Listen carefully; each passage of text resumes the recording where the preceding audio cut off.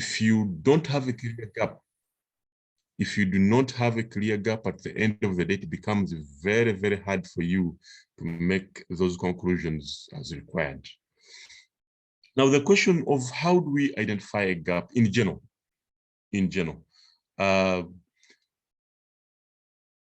A number of scholars recommend that for you to really, it is important that you focus on your motivation and be specific. One biggest challenge we normally face in our research projects and our academic trails is that we tend to be broad and we fail to specialize. So the moment you are broad and you fail to specialize, you fail to see what is missing because you have remained up there. Now, as people normally say that in a PhD work, you need to study something very small but widely. Try to focus on something small. The moment you focus, it will be easier for you to get a gap if you have focused. And that will make you to be detailed and makes you to think critically in all the different aspects. Then the other issue is about the systematic review of your work and the systematic review of different research papers. It is always recommended that you read systematic review papers.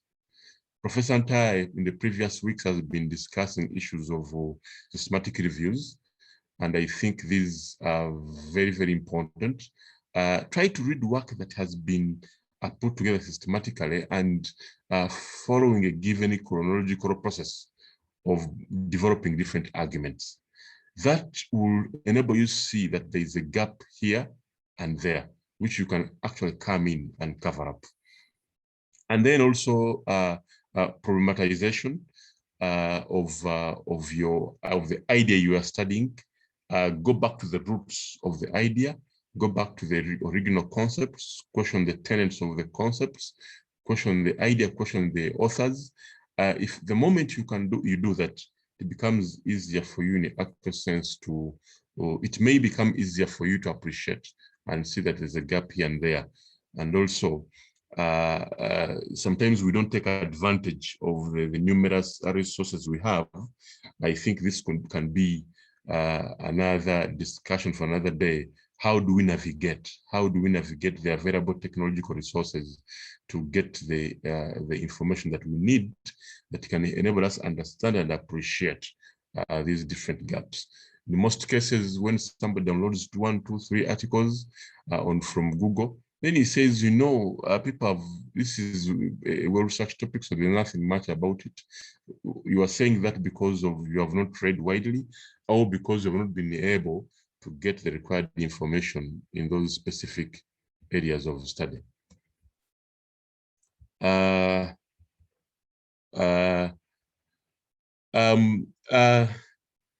Types of research gaps. Based on 3 journal articles to summarize this. For this introduction part, my colleagues will also add, and also in our discussion, members will be able to add. This is something that is quite wide, but the 3 journal articles I looked at, one of Robinson et al., 2011, looks at 3 research gaps: the population gap, intervention gap, comparison gaps, outcomes, and setting gaps. And these, he looked at them briefly, but these 5 gaps were improved by Miller, Bloch et al., 2014, and merged them to form main 6 research gaps. And one is a contradictory evidence gap, 2, the knowledge void gap, the action knowledge conflict gap, the methodological gap, the evaluation void gap, and the theoretical application void gap. These gaps were well explained in his paper that we can share with you here.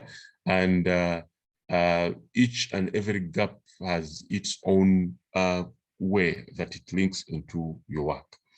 And however, Miles 2017 looked at both papers and came up with 7 research gaps.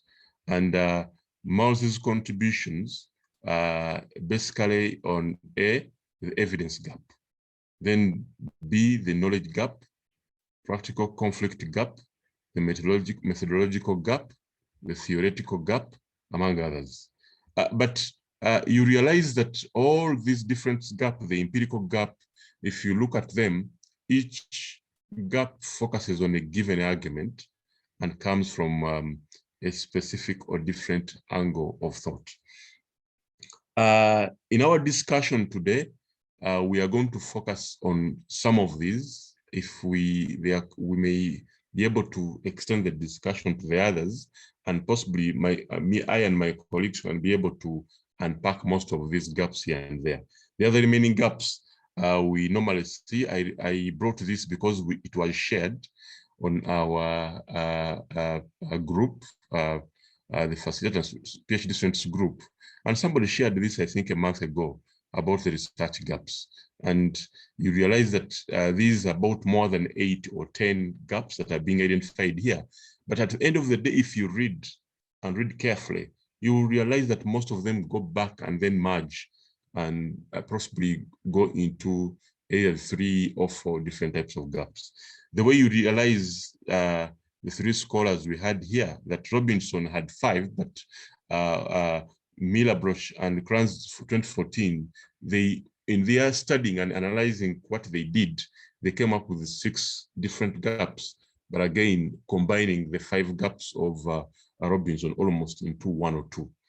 But if you look at Miles' work of 2017, tried to bring different gaps again, but renaming some of them and combining others.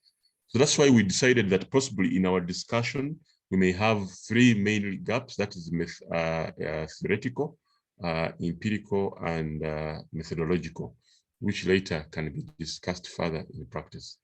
Allow me, in the remaining few minutes, talk about briefly the theoretical gap, and then possibly my colleagues will come in to discuss other gaps. One thing we need to appreciate at a PhD level is the concept of theory. And I think from my experience, this is one of the most interesting issues when we come to our PhD level. The concept of what is a theory and the theory gap. I think one of the issues that we need to really look at here, you realize that a PhD is about theory and theory contribution, theory gaps. And if you don't have this at your PhD level, everybody will question your work. So meaning that we need to put much emphasis on theory at this level. 2 papers that I read, and I would personally recommend that every PhD student should read about what is the theory and understanding the theory gap. The Bachrach 1989 and Witten 1988.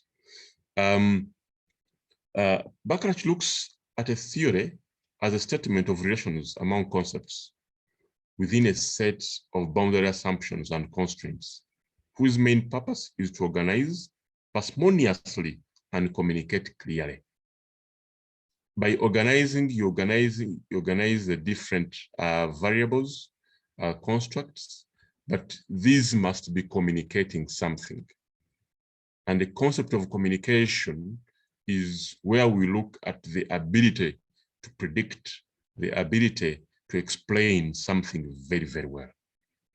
And in Bachrach's argument of what is a theory, he brought 2 main issues that can help us evaluate whether a theory is good or bad. In his article that he named, the theory is good, a theory is or not, 2 main issues come out. 1 is the utility, and 2, the falsifiability of a theory. Now, the utility function of the theory helps us to make predictions and explanations about a given phenomena.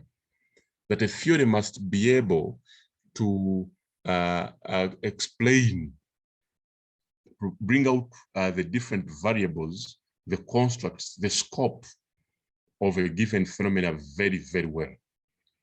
And it should base on that to qualify it as a good one or a bad one, according to Baccarat.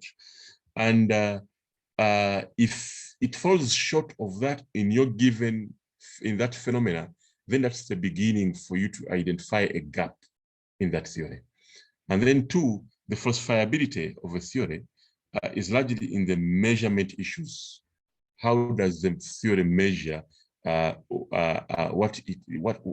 given the variables of the study of a concept, and how valid are they?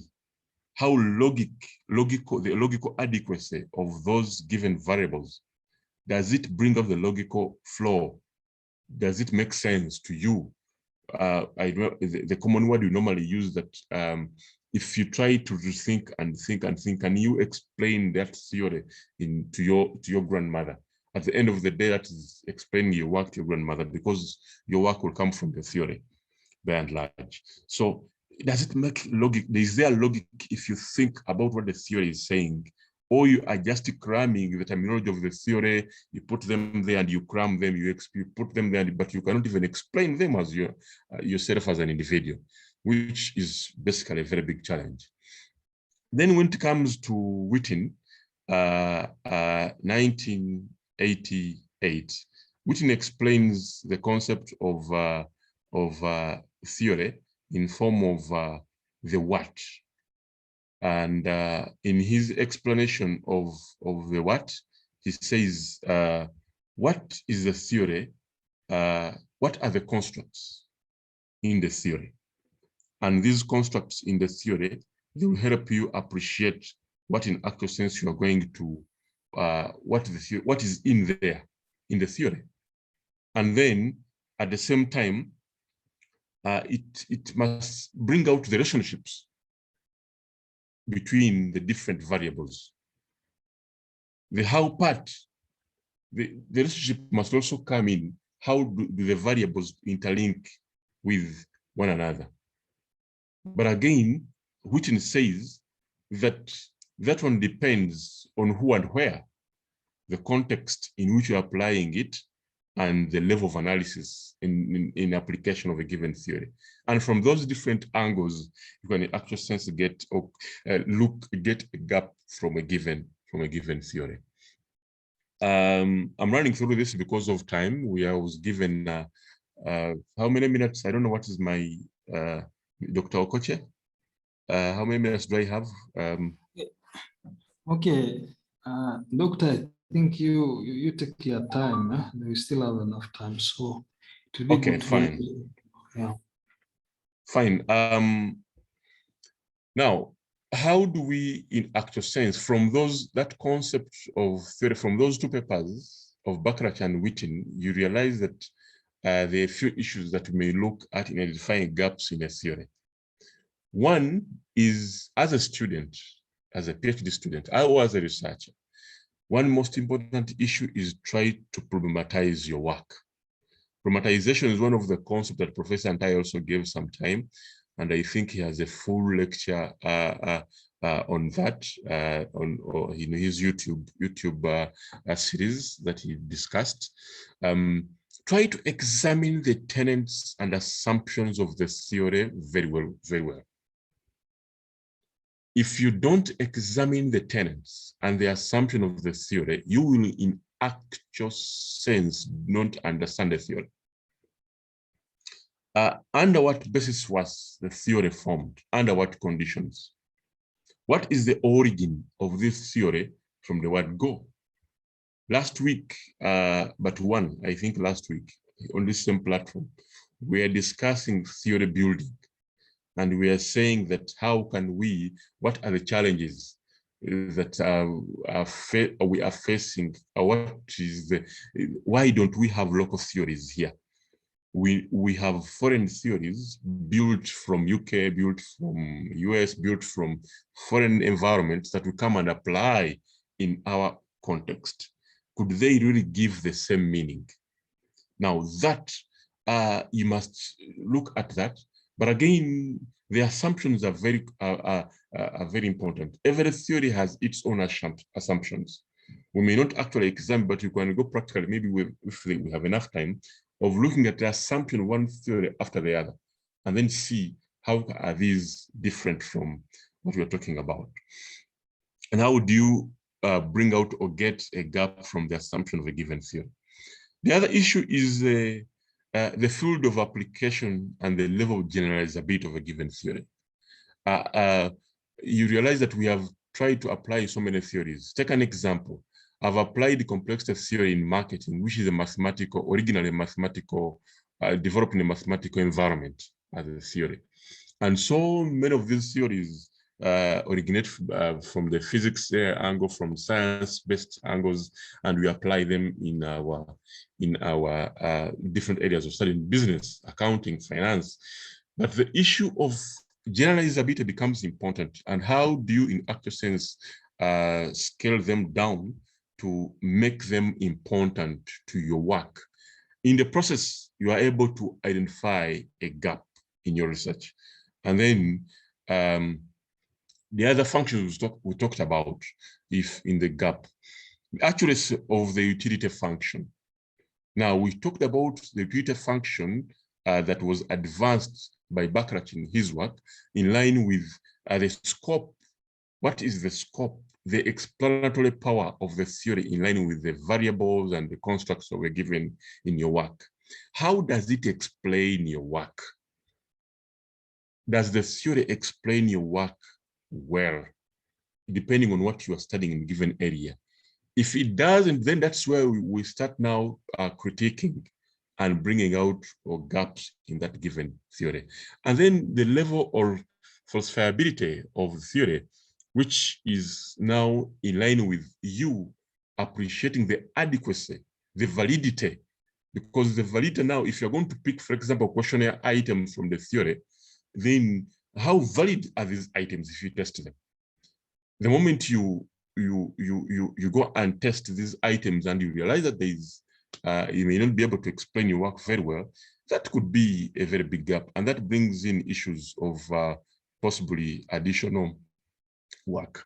And you realize that there's a huge debate at PhD level of whether to use one or multiple theories. This debate has been actually widely discussed, but each side has its own arguments if you read the different scholars.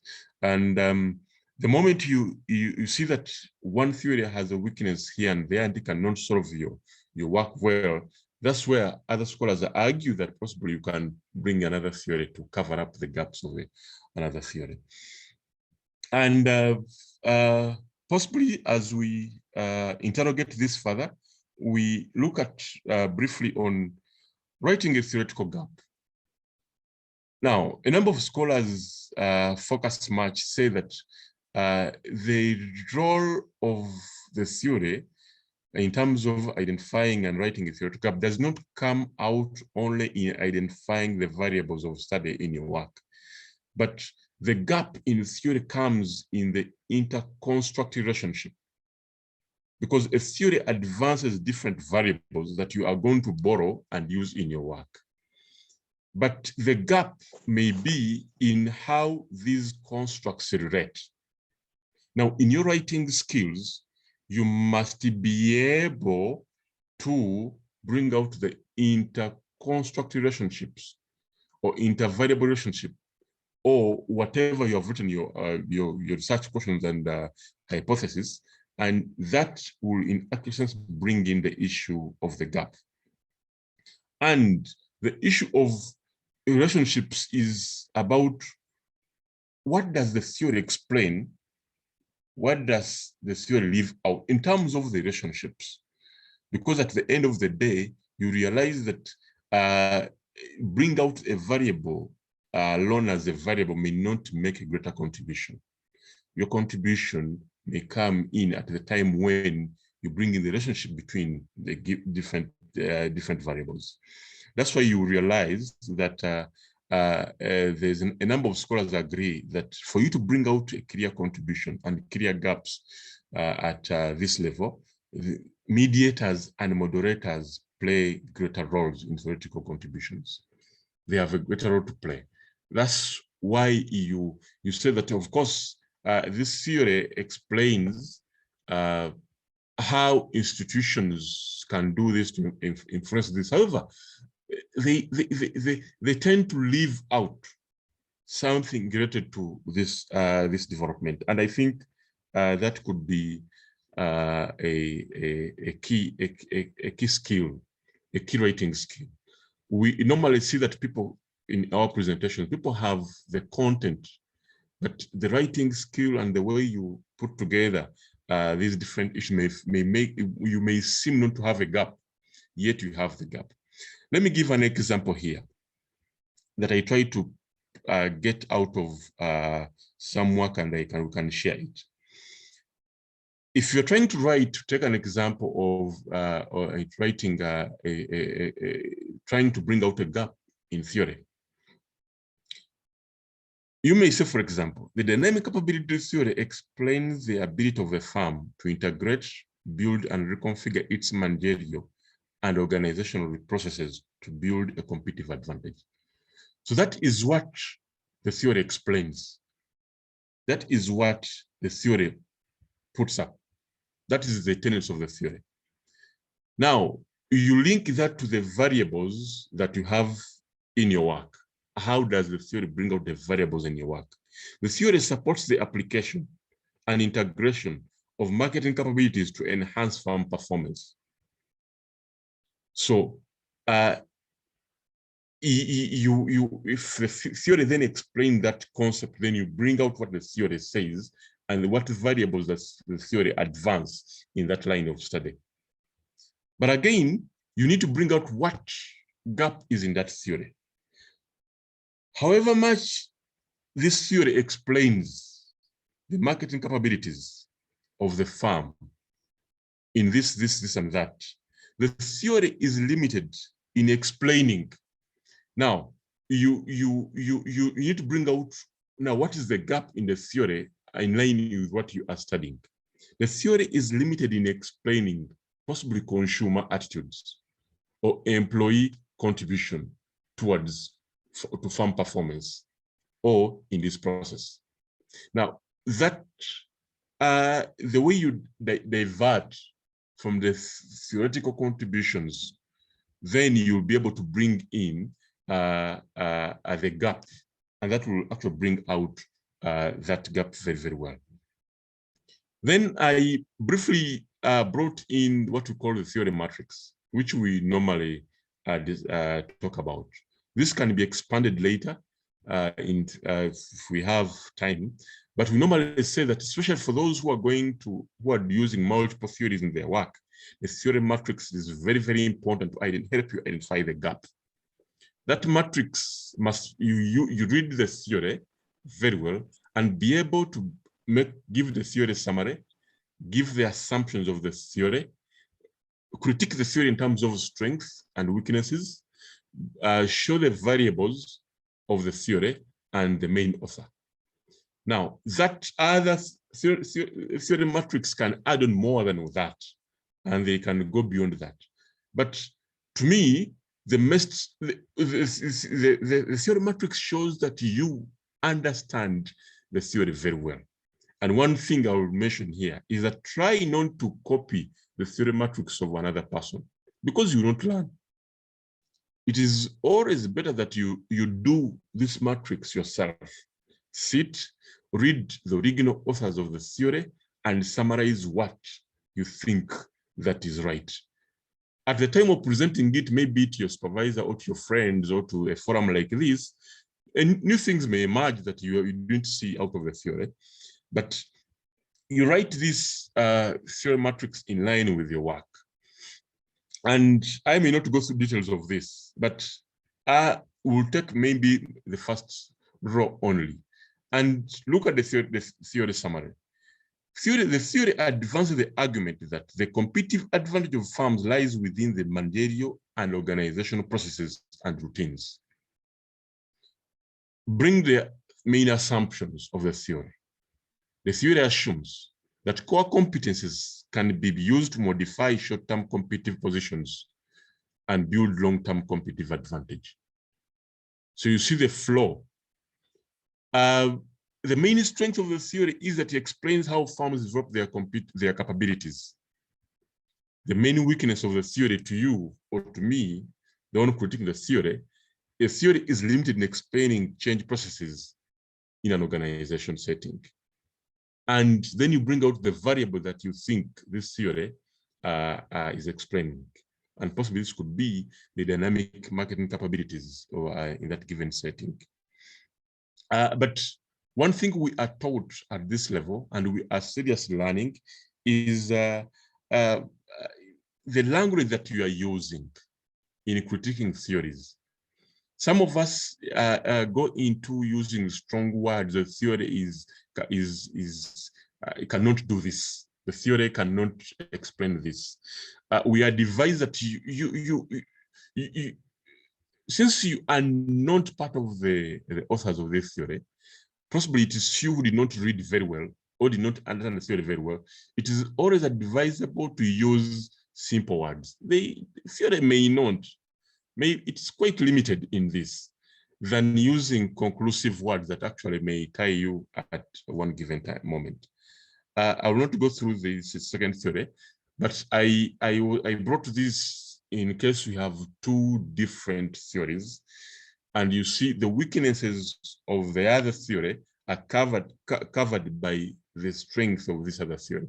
That can enable you in an actual sense cover up the gaps, the theoretical gaps, which at the end of the day will explain which variable comes in actual sense to improve the explanatory power of your work in a given phenomena.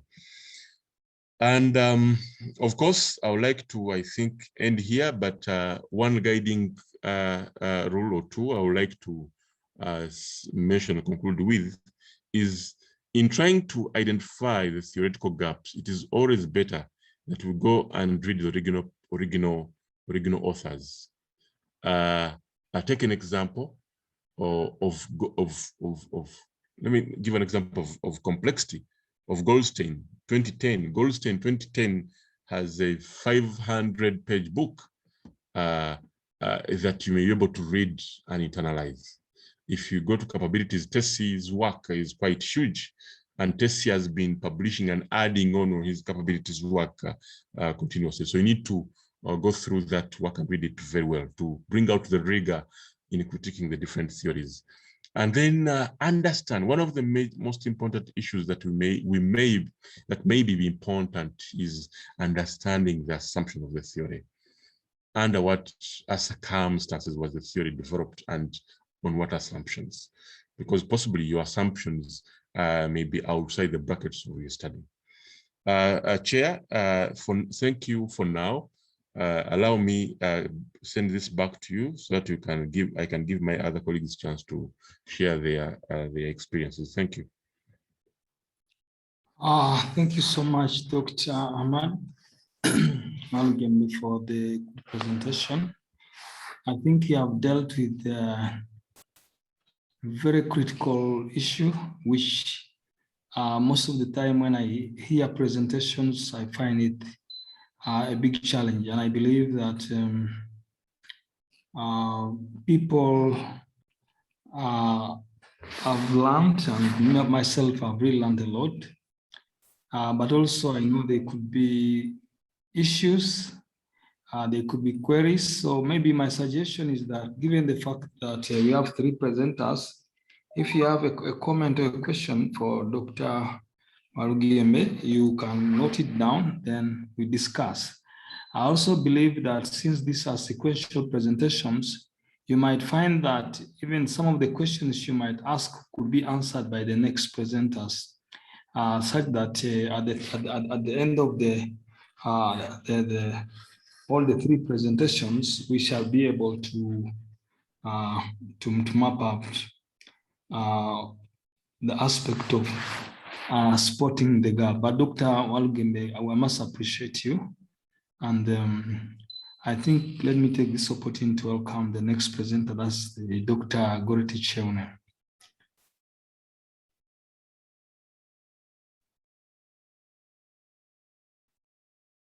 Dr. Goreti. Yes, good morning, Dr. Michael, and everyone on this call this morning. I would like to thank my colleague, Dr.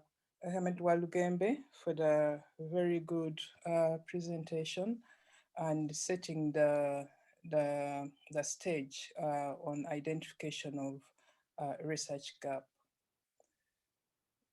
Um, Let me try to share my screen.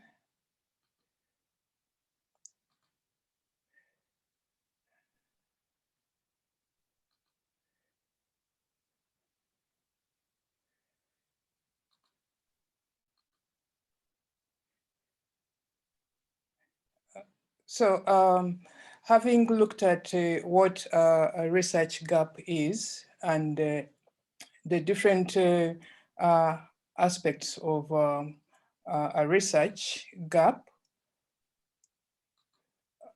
and having appreciated the theoretical gap, I'm going to go into identification of an empirical gap. First of all, when we are looking at a research gap for purposes of emphasizing this, we are looking at any missing information in the previous work that has been done. Could be there's insufficient information. The research has been done, but a number of aspects were not covered in the research. And also, it could be that the research was carried out, but there was misinterpretation of the data that was collected. And that also gives a source of research for one to undertake. So what is important for us to know is that if you don't have a research gap, you are not able to do research. It is useless, because in the research we tend to build on knowledge. We look at the previous works that have been done, and we analyze it and then be able to come up with a new knowledge, additional knowledge in the field. And what you have also to remember is that this knowledge, this research is an ongoing. Even the research you have done today will still have gaps, and some other people will come on to build on it. So when it comes to us identifying an empirical gap, there are a number of areas that we need to look at. First of all, you have to get to know your passion. What is your passion in the work that you want to carry out? And in most cases, this is in your discipline. If I'm coming from an area of finance and accounting, what would be my passion what is my passion in finance and accounting?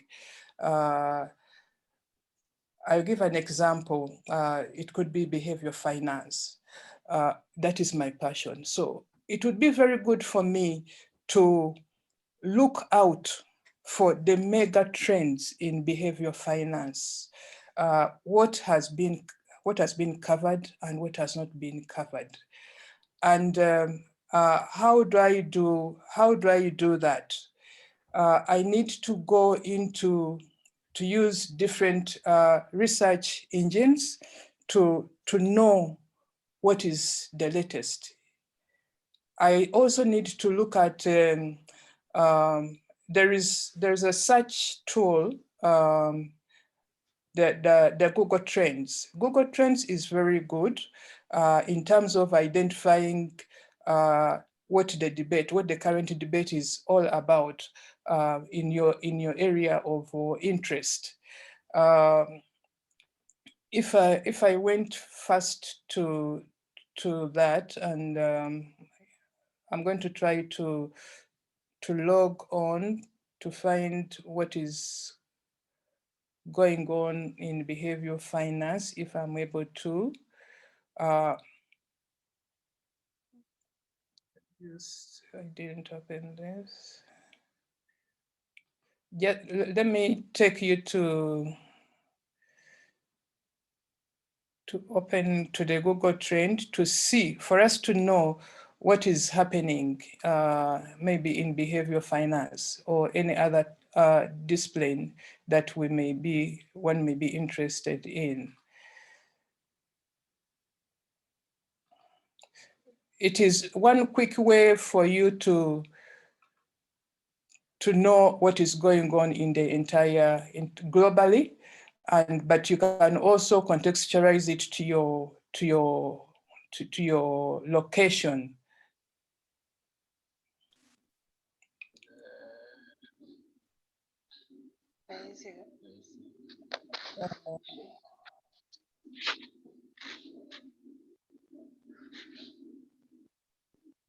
Are you able to see my screen, Michael? Yes, yes. Yeah, so I've gone to the Google Trends, and in the Google Trend, I may be able to search and see what is happening in terms of what is the current debate on behavioral finance.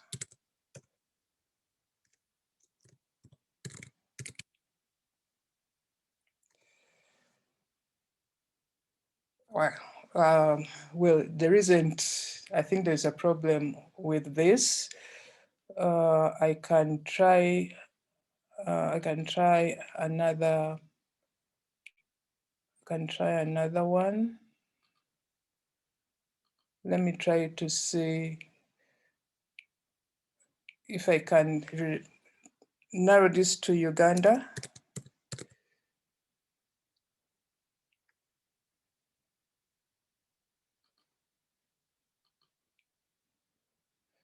Or let me say,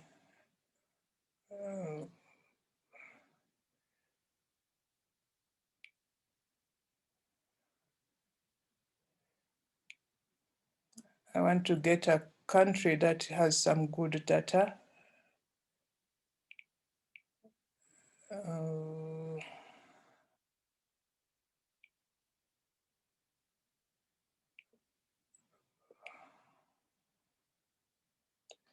Let me try Russia and see if there's any information. Let me try to increase this to more than 1 year. Still, I can't get information. I think this is to do with the database I have. Try US. Let me try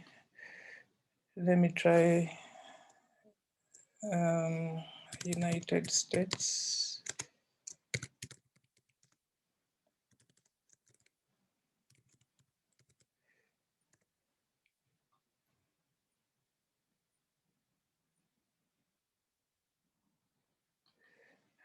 Let me try another topic, maybe debt. Let me use debt and debt management.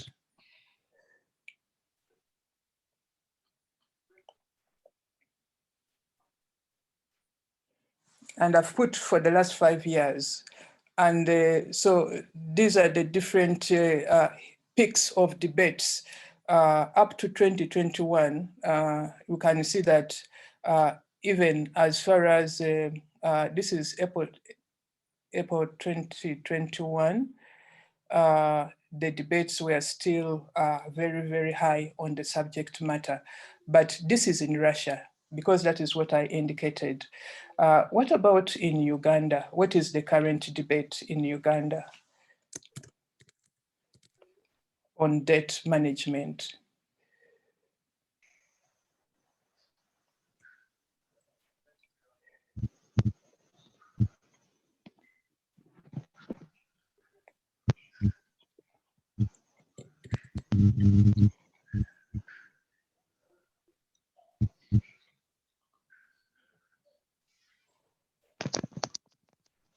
So the problem with our country, the data is sometimes not very, very easy to come by. But let me see if I'm able to narrow it to 12 months. Still, there isn't anything.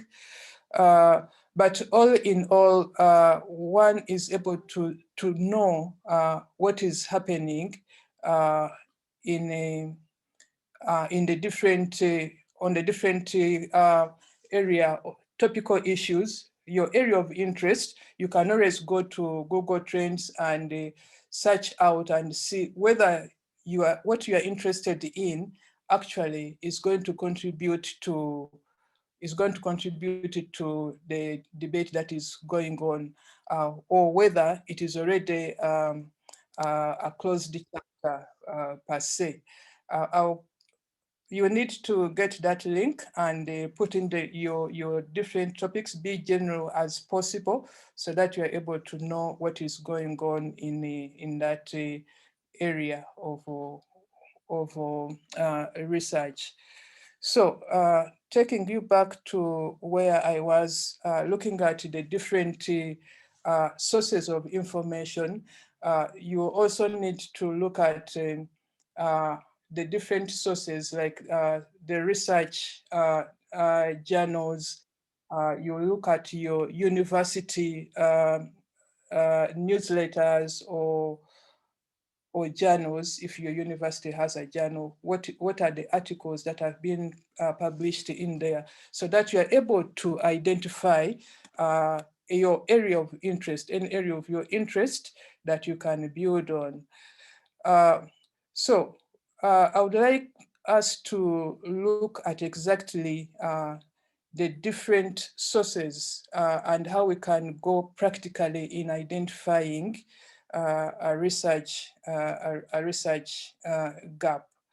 I've made reference to, say, household debt management, but there are also other references which we can look at to see how to go about analyzing an empirical research gap.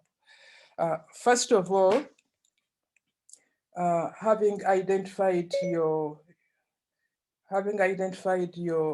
topic, if it is household debt management, you need to find out what has been done about this. What are the articles that have been produced, generated in this area of debt management? So you need to look out for journals which are credible. How do you do this? In identifying journals that are credible, you will look out for their scores. How have they been scored? And this is to make you be confident about the quality that you are going into to put in your research. If you pick on any journal that is not credible, it's going to affect your work and the audience you are going to talk to, because the audience you are going to talk to is a very much well-read audience.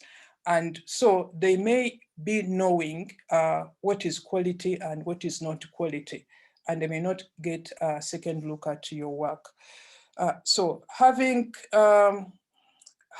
identified your journals you are going to use, then you go on to identify those specific articles by looking at the keywords.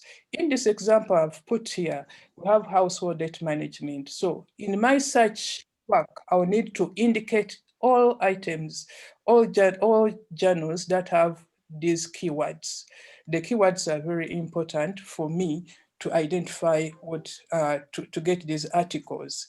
And then I will list them. I don't have to read all of them, but I will need to look at the abstract of those journals in trying to make sure that they are relevant to me, and I don't have to waste a lot of time reading each and every journal that is not useful to my work. So I would like to show you some example. If we are basing our discussion, for example, if I illustrate with the stakeholder management,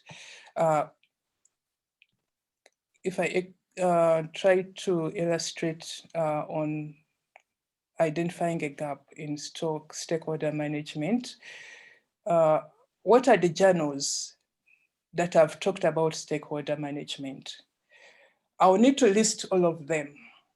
And then I will need also to identify for how many times have these journals been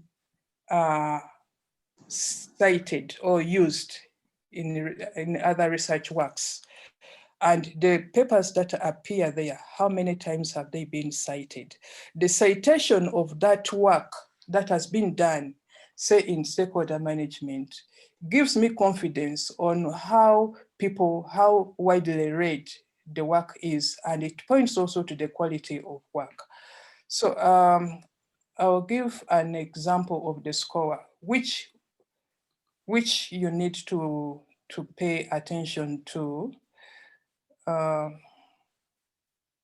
Just a moment, I want to show you how the score can be done on journals that you have identified. Briefly,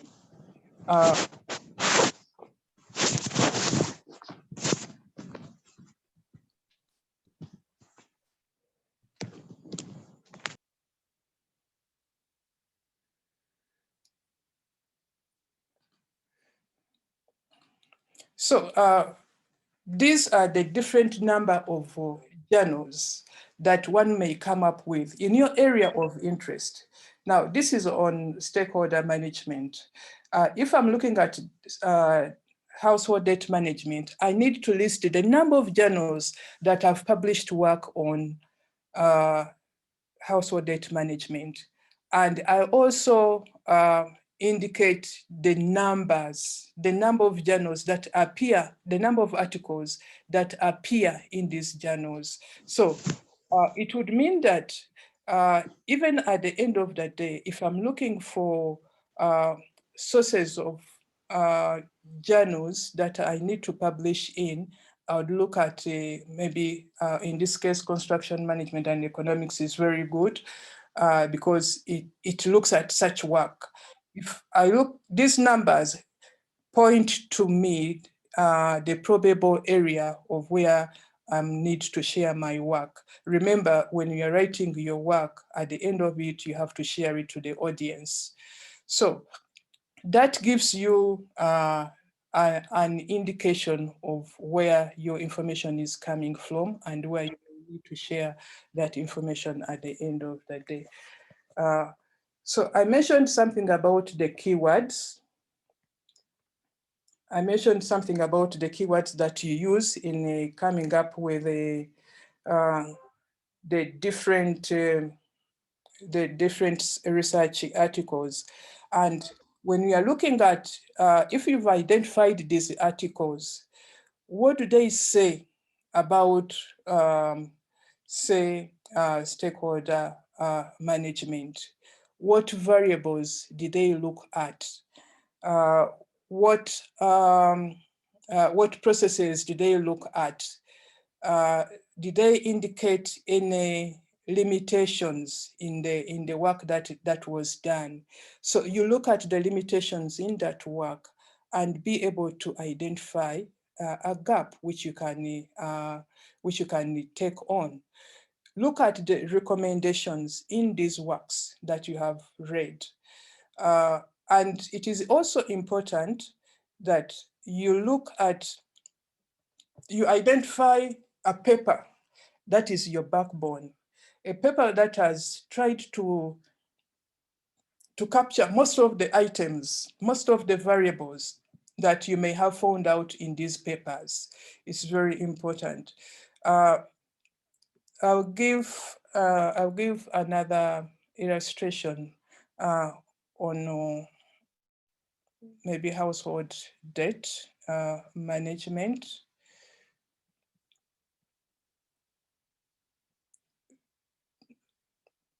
to show which articles have been made in this area.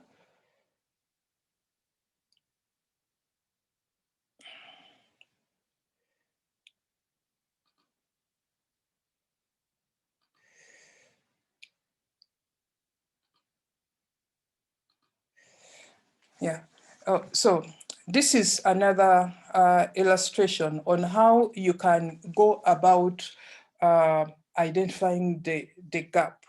Remember, we have looked at the journals and we have made sure that you have identified quality journals. And how have you identified these journals? You go to their scores. How are they ranked in terms of citation? And then be able to rely on their work. If I take you to the example of household debt management, this is something I did briefly to illustrate this.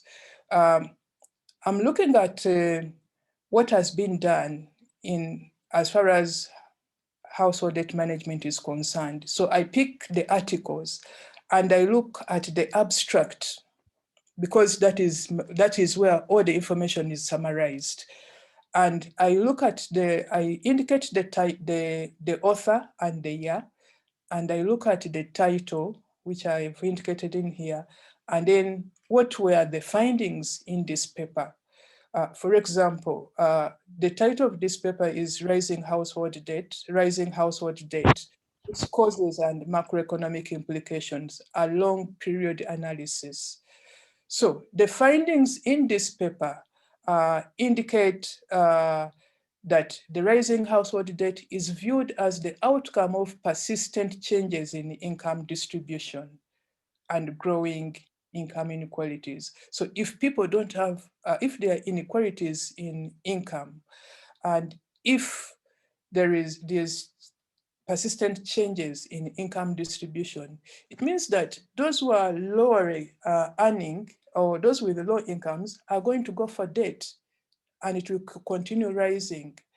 So the focus here was on causes of rising household debt, rising, not any other issue, just the rising debt.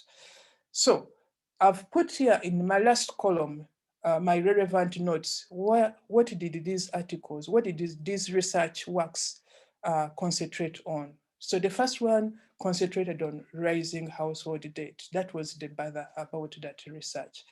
Then in the second paper, an empirical analysis of household debt behavior determinants.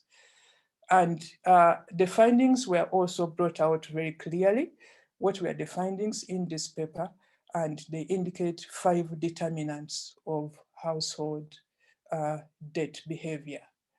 And the focus on this was just, the focus of this research work was determinants of debt behaviors, focusing on consumerism, income pressures, and dis-saving. And the third paper, and maybe what I didn't show you here, look at this citation, 769. But this second paper, the citation is 2. We also note the years.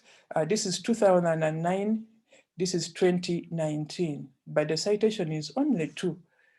So has there been no work that has been done on household debt? What are the areas that are available? What gaps are there? And remember, I mentioned that as you look at all these papers, you look at the limitations, you look at the recommendations, and for future studies, for future research works. When you look at the next paper, also on household debt management, their emphasis was on socio-political purposes encoded with the rise in household debt. So this one was focusing on the basis of household debt, why it came in, using the Keynesian era and also the subsequent era. And the citation here is only 6, and this is 2021. It is actually a new paper. So most like, and it is cited more than the 2019 paper, given that it's only 2021. The other one I try to illustrate with is cited by, it is a 2018 paper. The citation is 35 citations. And I also indicated the area of focus. So this is how one can get to know, if you were going to do this for like 50 or 60 or 70 papers, and being able to see the area of focus of these papers, you will not fail to get an empirical research gap, because you're going to consolidate, you're going to summarize everything that has been done on the topic, and it's being able to see where the gap is. And that will be your spot for your uptake for a new research to be undertaken. I think the other attention that you may need to pay attention to is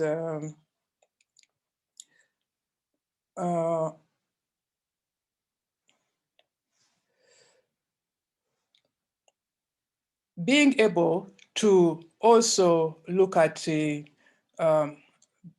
able to look at the current trend, the practical situation, much as you have come up with all this analysis on where research has taken place. You need to also read the current news and see where you can fit in. For example, without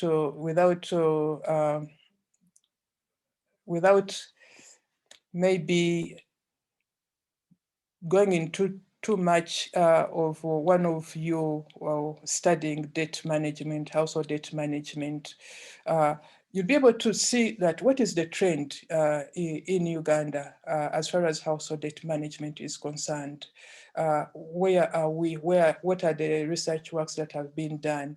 The papers I've indicated here were for illustrative purposes, because most of them, USA, China, Malaysia, and actually Russia, and Sub-Saharan Africa, there should be some papers in there. So you also bring them in here to make sure that when you are narrowing down your context, you are able to know how to go about your research. The current trend in household debt management reference, you may need to go to see the reports that have been generated in the country on that particular issue, and also reference to other sources like the Ministry of Finance, WBOS, and so on. So I think this is how you would be able to identify a gap by analyzing the key variables that were used. So you have to combine this information with the theoretical gap. My colleague gave something on how to identify the theoretical gap. Yes, my emphasis has been on the empirical gap, but this information must be tied in. You'd be able to add another column here to indicate the theories that were used in this research work, which I didn't, which I just, cut off because it has been presented in another, in the prior session. So it gives you a bigger view when you've added your theoretical part, and then you add also the methodology column. You'd be able to have a full analysis of where you would be able to move to in terms of your research work. Dr. Okocha, I don't know whether I still have any other some more time, because I'd like to summarize that and then move to the next person. Okay, I think maybe we could allow the next colleague. The good thing I'll be able to give, if time is saved, I'll give each of you an opportunity to clarify areas which maybe you could have been caught up by time or something like that. But maybe you could also give an opportunity to Dr. Ibrahim. And then, but otherwise, thank you so much, Dr. Goretti. I can see that, like I said, that you find that the presentation from the subsequent presenters keep on complementing what earlier has been said. And colleagues, I pray that let us join together and appreciate Dr. Goretti for the good presentation. Thank you so much. I've learned a lot from this presentation. Dr. Ibrahim, I want to welcome you to make your presentation on the methodological gaps. And then we shall have a short few minutes to tie up. Then now we're going to a discussion. Thank you. Dr. Ibrahim.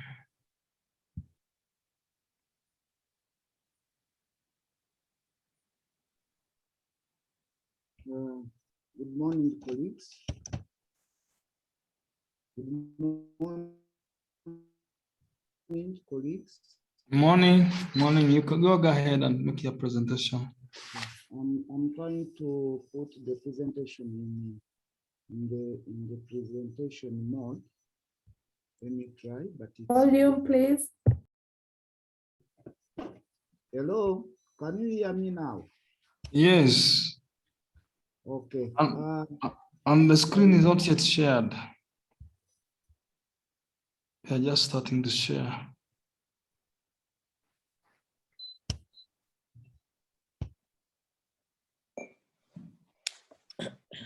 I'm trying to share. Just give me a couple of minutes. Okay.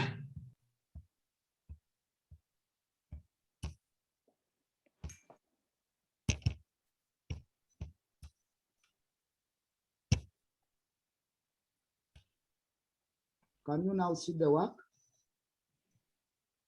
Yes. My presentation today is on spotting the methodological gap. Now, I want to begin by also giving a few highlights on what a research gap is. As you are aware, this has already been done by the previous presenters, but for purposes of emphasis, a research gap generally represent an explored or underexplored area.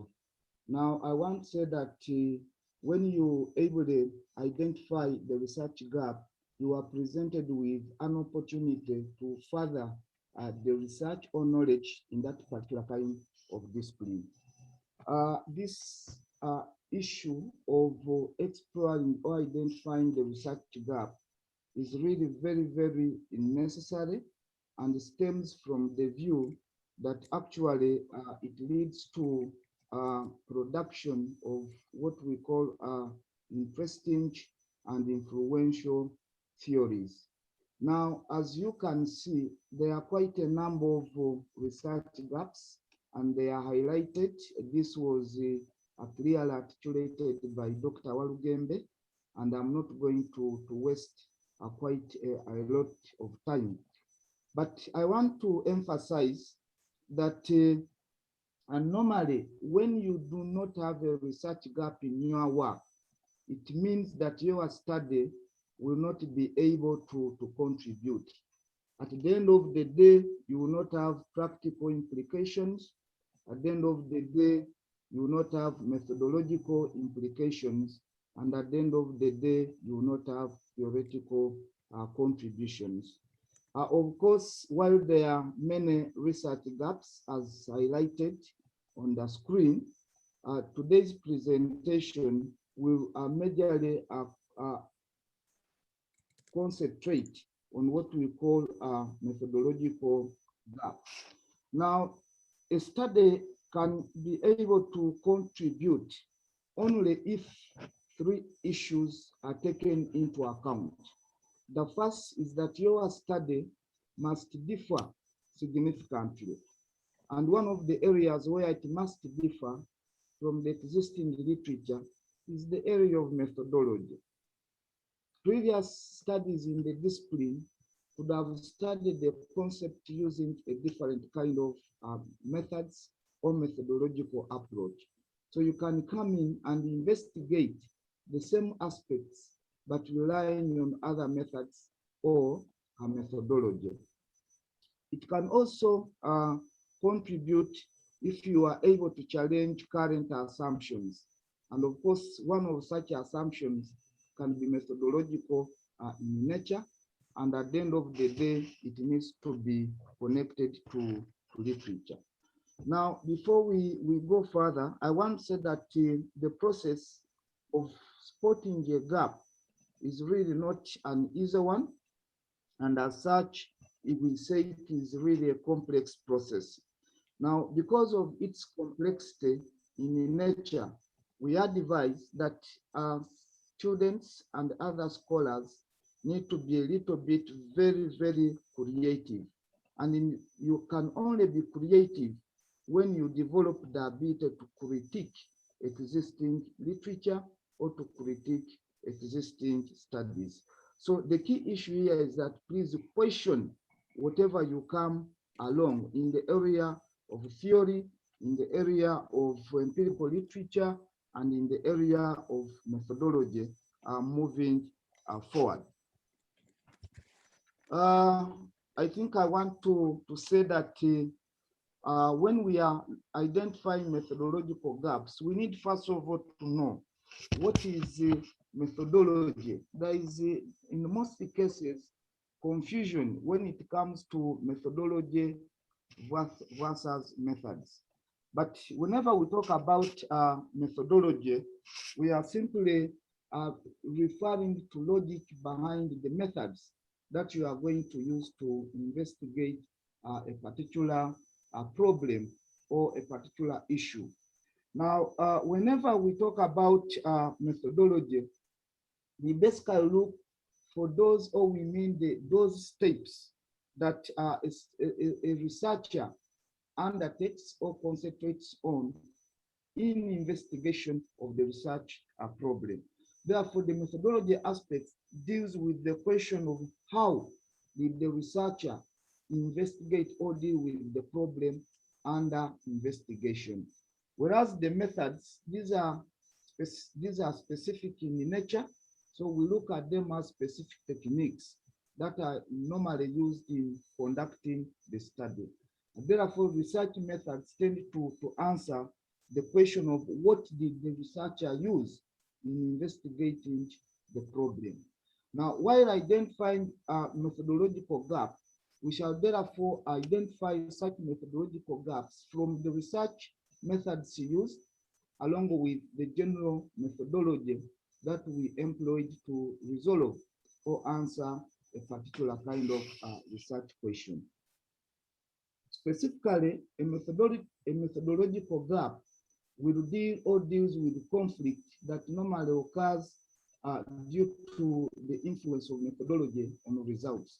Results will vary depending on the nature of methods and the general methodology that you employ to investigate a particular issue. So this needs to be looked at, and as such, methodology addresses the conflict in research methods, most especially that were used in previous studies. And once this is done, automatically it opens or provides a new line of inquiry that will definitely be divergent from a methodological point of view.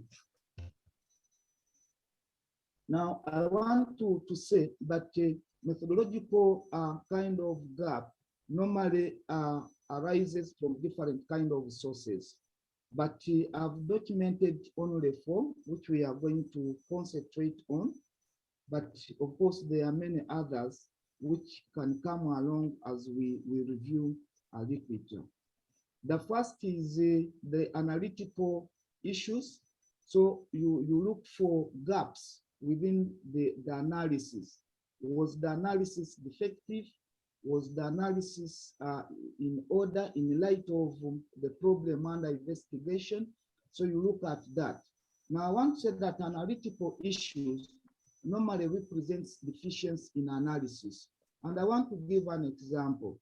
If you are studying the association between 2 variables, you use correlation, but you find somebody studying or has an hypothesis and is now using the correlation to answer the study hypothesis. Of course, that is not proper and represents an analytical kind of deficiency, because the correlation tests or analysis cannot show the degree or extent of variation in the DV as explained by the independent variable. So when you read a paper and you find such, you can pick it up and question, and then you definitely create a gap, a methodological gap in an analytical issue for you to advance your methodological knowledge in that discipline. The second issue is the issue of design. You can identify methodological gap from the design of the study. Of course, there are a number of research designs, and I've tried to highlight a few of them. We have the survey that comprises exploratory, descriptive, explanatory, and many others. I've listed them there as you can see. But I want to say that each particular kind of design is synonymous with a particular kind of problem under investigation. You cannot use you cannot use one design to universally answer a particular set of questions. I want to give an example that if you are studying an element like the quality of service delivery or the quality of life, of course, there are certain kind of indicators you look at. Now, you can say that the quality of life can better be explained or studied using an ethnography kind of design, where you are now going to use the observation guide, and this will enable you to observe while at the same time interact with the participants and iron out or see the real kind of life. Of course, the purpose of this ethnography design is to get to the skin of the problem, under the skin of the problem under investigation. So you cannot now study this particular kind of problem from what we call a quantitative point of view. Now, when you find a study that uses the quantitative point of view, you can question such a design, suggest reasons why you think that the design used could have led to invalid kind of results, and then suggest ethnography design as an approach that you think can bring out better information when it gets to studying an area of this nature. Then you can also root the gap from what we call the study approach. What was the approach to inquiry? Was the approach to inquiry quantitative or qualitative? Now you will realize that when you are studying qualitative, when you are studying or answering the question of why and the how, that is the why and how question, this can better be studied from a qualitative perspective. So you cannot study the question of why and the how using a quantitative kind of approach. So the best way to go is when you review a number of studies and you find that many people have answered the question of why, or have studied the question of why and how, using a quantitative approach, you critique that and give a reason why you think that approach cannot actually bring out a clear picture in respect to the discipline under investigation. And then you suggest the qualitative approach while giving reasons as to why you think the qualitative approach represents what we call a better option. We have the last issue I want to look at is in the issue of sample size. Of course, I want sampling and sample size. Sampling issues have implications on the results. And when you are looking at this, look at the size of the sample, because there is a link between the size of the sample and the results. For example, you will see that for regression analysis, we need a sample if it is a small population of at least 30, and if it's a bigger population, at least 100 to give credible results. So when you're analyzing, those are some of the issues you look at. If the study uses regression analysis, look at the sample size. If the sample size was less than 30 in smaller studies, then you know there is a problem there. You can question that, and you can now identify a gap in that area. You can also look about the issues of location of the sample, and then the issues of adequacy. For example, if you are studying, you can be studying a concept rooted in an urban area, and then you can sample people within what we call a rural setting. So when you come across such, those are issues you need to point out.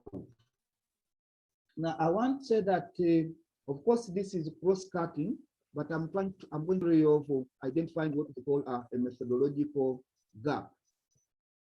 Now, in identification of a methodological gap, we follow a 4-step approach. The first is the localization of the gap. And when we talk about localization of the gap, it is all about synthesis of literature. So you will realize that research begins with creation of research agenda, and that must begin with the process of literature review or synthesis. Now, when you literature, we say you are localizing the gap, and during this process, as you will note, you will see emergence of a number of concepts, and the gaps will equally begin to emerge. When they emerge, you definitely get to know what the gap is. Of course, you will realize that due to the lack of limited methodological literature, this implies that the process must be a little bit informal, must be creative and implicit. Nevertheless, when you do it very well, such gaps will definitely emerge. Now, after you've localized the gap, the second step, you need to characterize it. What is this gap, and what is the reason for its existence?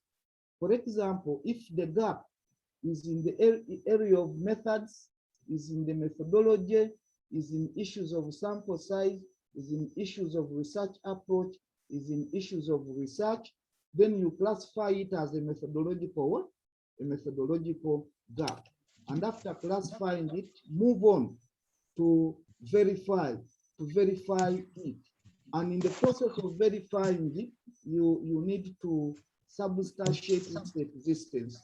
And in doing so, you ask the central question: does this really exist? Does this really exist? Does this methodological gap, which I've characterized, exist? You can only answer that question by providing what we call supportive evidence from a number of literature. And you may have even an opportunity to triangulate that. And one of the ways to triangulate that is you can survey the same with the practitioners, such that you can now concretize the problem or the methodological gap which is going to guide your study.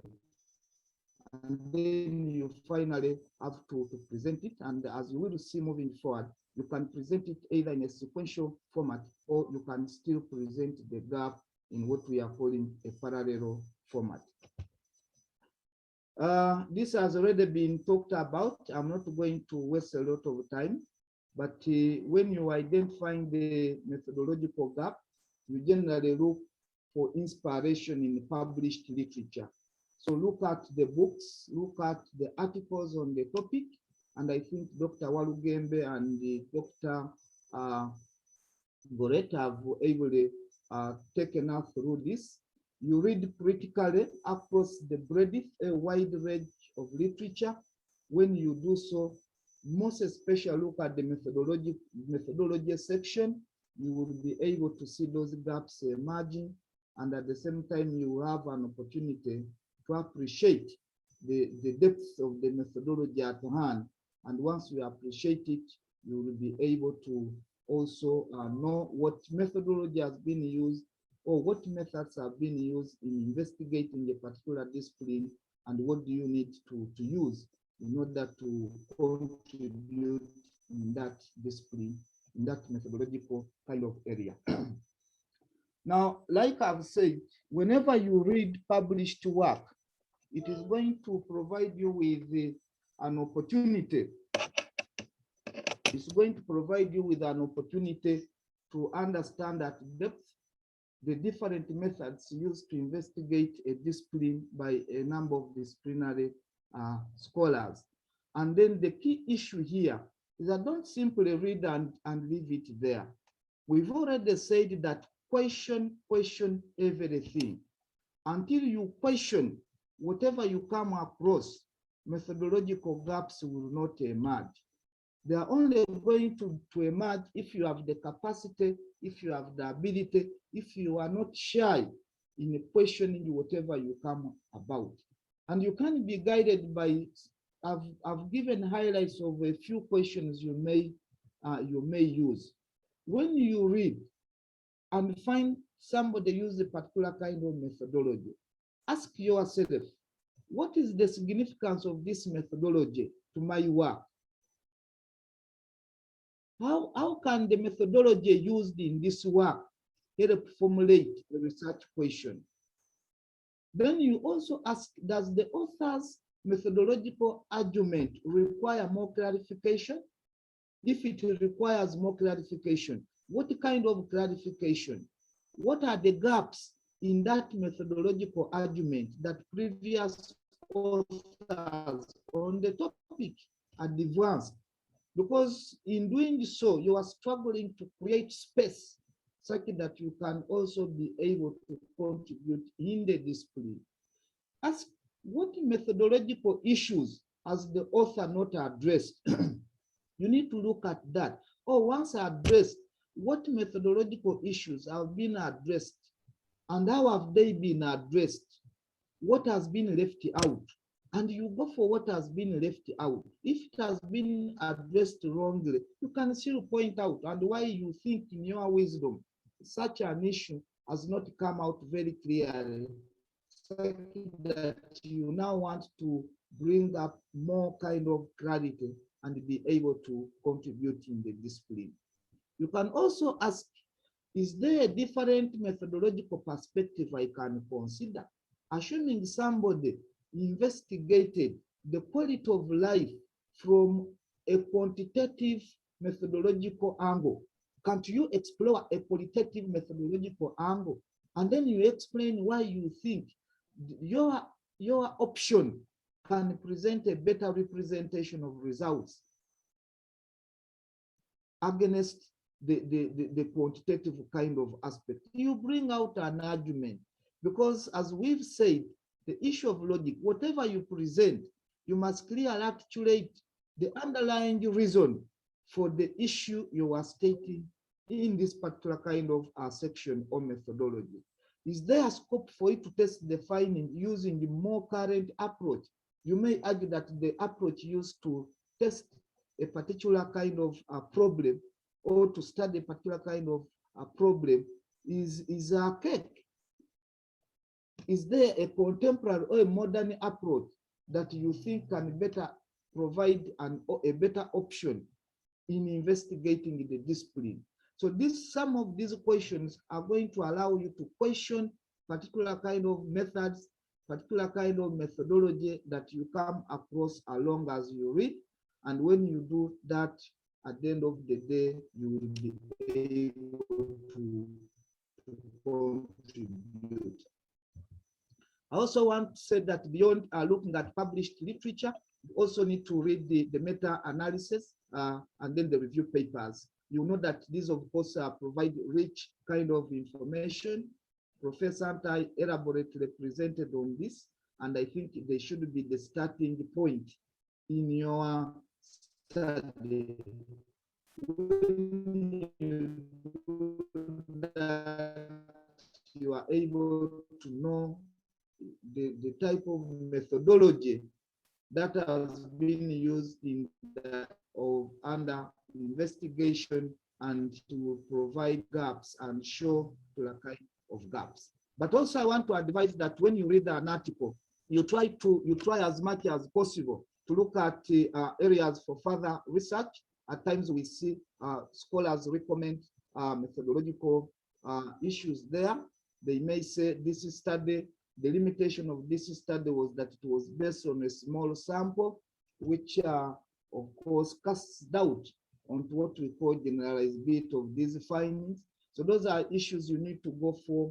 You go for in the conclusion section, and then you also focus. When you go to the conclusion section, look out for those issues that have alignment with issues of methods.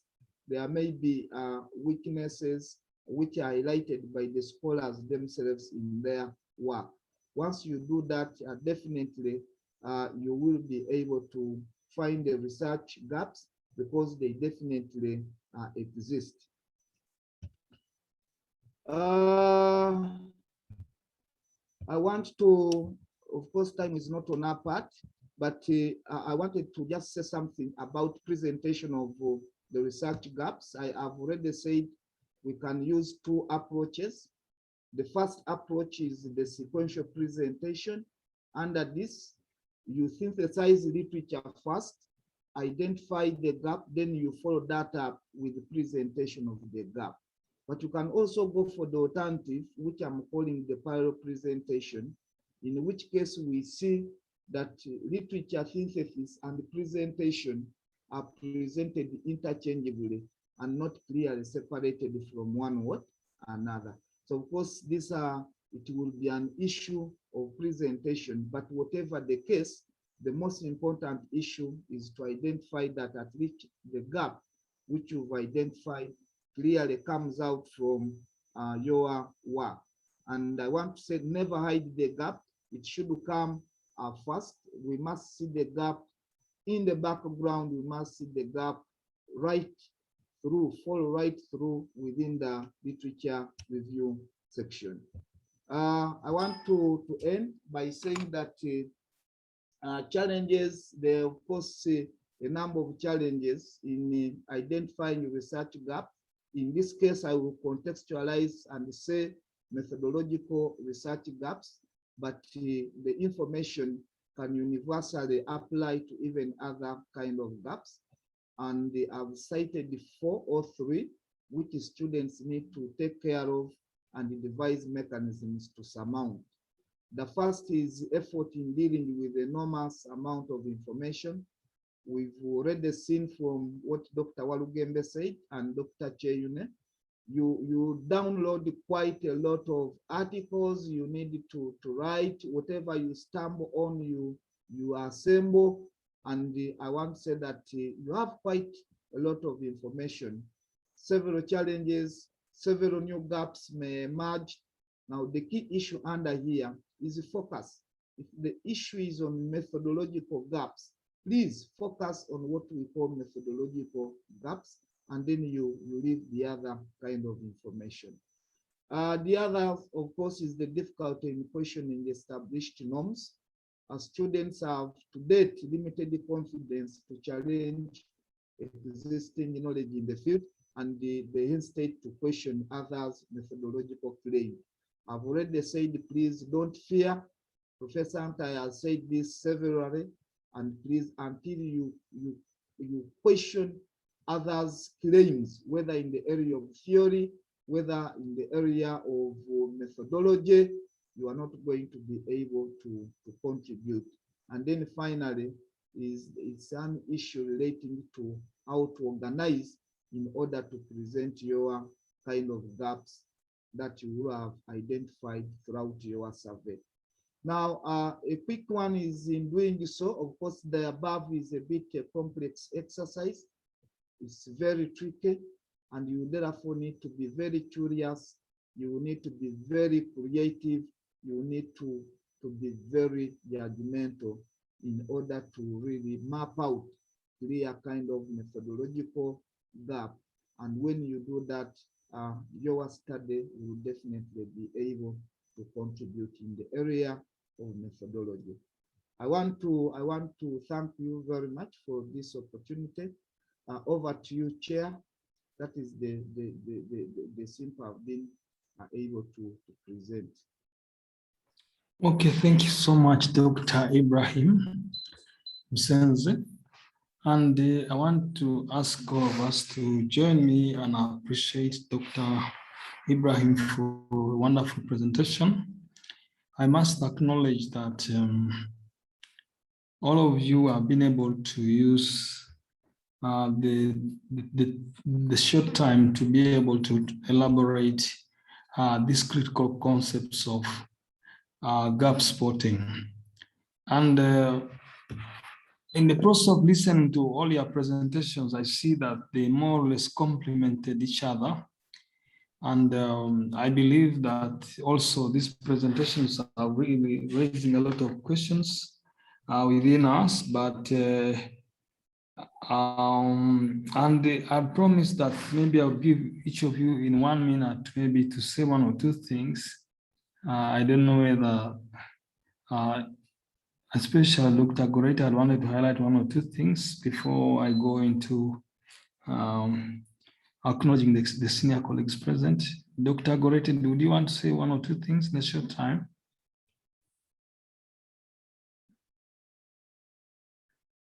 Okay.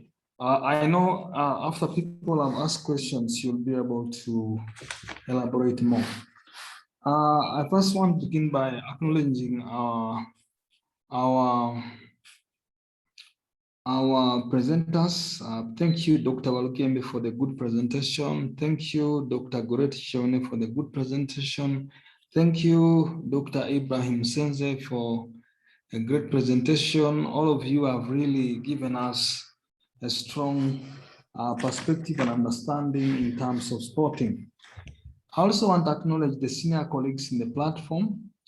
Of course, I want to begin by appreciating Professor Joseph Mutai for really coming up with this platform, which is helping so many people to advance in scholarship. I also want to appreciate Professor Laura Robia. I also want to acknowledge the presence of Dr. Hamad Walgembe, Dr. Goreti Cheone, Dr. Ibrahim Senze, Dr. Samuel Mayanja, Dr. Wilfred Koka Saubal, Dr. Charles Kawalia, Dr. Jolie Kawagabe, Dr. Gideon Kuzinza. We really appreciate your participation and in different ways in complementing what others have already said. Even your presence alone gives us the energy to move forward. I think I saw some people later on joined on. Dr. Walugeme took us through the introduction of sporting, gap spotting, and then also he dealt a lot with an aspect of theoretical gaps. Dr. Goreti Cheone dealt with an aspect of empirical gaps, and Dr. Ibrahim Senze dealt with methodological gaps. I also want to acknowledge that some materials have been uploaded already in the platform. And I also want to acknowledge, so you can take advantage of the materials which have been uploaded. For the presentations, all the presenters will send them to me, and then I will share with you on the platform, because it literally becomes very tedious for the presenters to share with each of us the presentations. I also want to acknowledge the different participants. We have participants from Botswana, Rwanda, Kenya, Zimbabwe, Tanzania, Nigeria, Cameroon, Swaziland, South Africa, Zambia, and Nepal. That is Asia. I also want to acknowledge the different participants from within Uganda, the different universities, from Makerere University, MOOPS, UMI, MAST, UTAMU, UCU, UMU, Ndeje, Shamugo, Bustema, Muni, and many other universities. So I think at this time, let me take this opportunity and invite questions. I really know that from the 3 presentations, so many questions came up. My senior colleagues, allow me first to give the opportunity to the students to ask questions. And I see already Teresa has a hand raised up. You can unmute your mic and then yes, ask question, yes. Good morning. I just want to say thank you so much to all the presenters for a very wonderful presentation. It's like you are watching what I was actually doing yesterday, Dr. Warugembe, because I was here struggling the whole day trying to come up with the theories that I'm using and how to bring it up on my background, and things weren't just moving. I just want to really appreciate you. Just came at the right time. Just the only thing I needed you to clarify now on these different theories, do you have a limit of the theories you need to use? How many theories should one use, to what limit? And if the theory you're using, must it cover all the variables like one theory, and it can affect each of the variables that you have, or you can have different theories for each of the variables that you have in your study? And then Dr. Goretti, thank you very much. Maybe one thing, the car disturbed me a lot. But again, the way you are pointing out those citations, like how many have been cited before, you could share with us. But thank you so much for the demonstration that you did give us. And Dr. Ibrahim, I just feel like you needed to present more. Like you had so much, but you've done it so fast. I want to grasp on the methodological gap. You have moved to the next one. And you spoke about sequential and parallel presentation. The things are so good, but I feel there's so much and you have had little to bring them out. And for us, we are just new PhD students and there's a lot that we need to learn. So every point you are speaking, we really want to grasp it. But I wish there's a way we can have more of the methodological gap. I would really appreciate it. Otherwise, it has just come at the right time. I'm so grateful. Just God bless you all. Thank you. Okay, thank you. I don't know now. Is there another question? Maybe you could take a couple of questions and each of the presenters could capture them. Or if there's no other question, maybe I will give Dr. Walugeme to go give a go, then Dr. Goretti, then Dr. Ibrahim. Yes. Dr. Walugeme, maybe you go ahead and respond to that because I don't see. Thank you very much, Dr. Michael, for chairing the session. And my colleagues, thank you for the good presentations that you have made. And also to the my colleagues, the students. I'd like to respond on the issue of raised by my sister, Teresa. I may not give conclusive answers because his question is quite a huge debate. But possibly I'll request that Professor Ola, as she comes in, she also can supplement on the same question. I'm requesting her to do that. The issue of theories is one of the most interesting debates, at the PhD, on the PhD level. My colleagues should understand that a PhD rotates around theory. And the moment you have issues with theories, it will be difficult for you to make a great contribution in your PhD in your work. Therefore, it implies that you must give some attention to theory.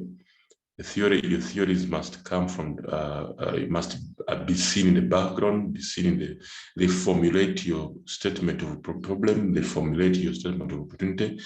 They are very important in your methodological approaches and the discussion of your work. They must appear. And at the end, you must give theoretical contributions in the last chapter. So meaning that theories appear everywhere in your work. But the question of how many theories, which theory, what's the role of the theory? That's the main issue that Teresa is putting ahead. And one thing is that the number of theories to use is a debate. I have listened to people who argue that we should not use more than one theory. And when you listen to them, they have a point to make. Basically, their argument is about the volume of the theories and the content that they carry, that you can't put all of them together and ideally make a great contribution. That you'll be really, you'll be not giving them that desired attention if you try to bring 1, 2, 3, 4 theories at the same time to explain one concept. So they have the argument. The argument for multiple theories, which I much more believe in, is that each and every theory has its own weakness, but one theory comes to solve the weakness of the other theory. But again, there shouldn't be more. The maximum of 2 to 3, 2 theories. If one theory cannot explain your work well, then you should bring another theory to do it better than to solve the other, to cover up the challenges that are advanced by that theory. And to me, that is the most important argument. If you find a theory that explains the others, then that will be okay. Now, what role does the theory play in your work? The theory must be able to explain your dependent variable, but giving its own arguments. We shall call the dependent variable your phenomenon of study, bringing in variables that actually can explain that issue. So you may find out that whereas one theory uses a given point of view in explaining what you are doing, you realize that there's something that is not well explained by that theory, and you need to borrow insights from other theory to come and cover up this gap. So the number of theories that we're going to use, Teresa, to me, may depend on the gaps that you have with the first theory, the main theory you have identified. You need to go back and look at the original authors, because every concept we are studying, people have somehow done some good work on it.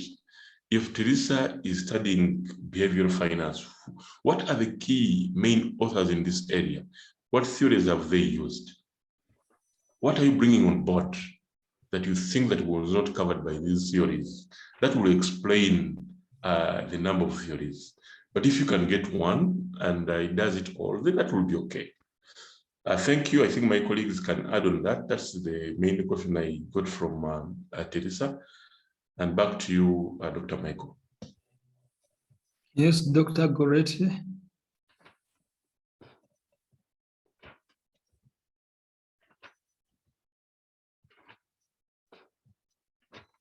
Well, thank you, Dr. Michael, and all colleagues. Teresa, I appreciate your clarification request, and this is in regard to how do you identify the citation? If I got you right, I'll still take you to the practical bit of it and be able to identify the citation. I think there's someone else who requested for the same clarification. I would like to share my screen, I think. Let me try to open some paper, just maybe one paper.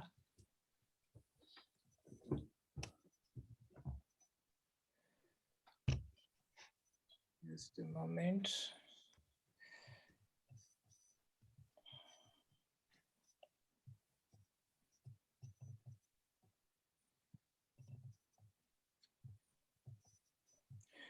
So are you able to see the screen, Michael? We're seeing the screen. Oh, yes. So, well, when you're, suppose I'm looking for maybe debt management, household debt management, articles on this. And I'm looking at maybe, I can look at maybe the period 2015 to 2021, 2021 remember, I'm in Google Scholar. I'm using the Google Scholar search engine. So the first article I'm seeing here is an empirical analysis of household debt behavior determinants, and this is 2019. And this is cited by only 2 people. This article, this paper is cited by only 2 people. So if I'm looking for, I may go and open this paper and look at it and read the abstract, just the abstract, and see whether it informs what I'm looking for and whether it is a quality paper or not. More especially that it is the most recent paper, 2019 is not very far. I may be able to just flip through the abstract and then move back to look at other papers. But I would like maybe to look at the most, if I look through this, I see this which is cited by 158. All this information is normally very useful. This is cited by 158. And if I want to see how this paper is, if we look at this is in the economics, published by the economics and volume 7. But if it is only volume 7, there are papers that have been, there are journals that have published papers, and they are like volume 60 or volume 50, or so that one is also a point of how much these journals have been in place and therefore publishing different works. This one, Understanding the Micro Effects of Household Debt, is cited by 46 people only. So you look at the citation here, but also when you go to the journal itself, the journal website, you are able to see its profile, how much, how the number of papers, the volumes it has produced, and you'll be able to identify at the website itself, to identify how many articles on the subject you are looking at, say debt, household debt management, how many papers have been published on this particular topic. You'll be able to see that from the journal website.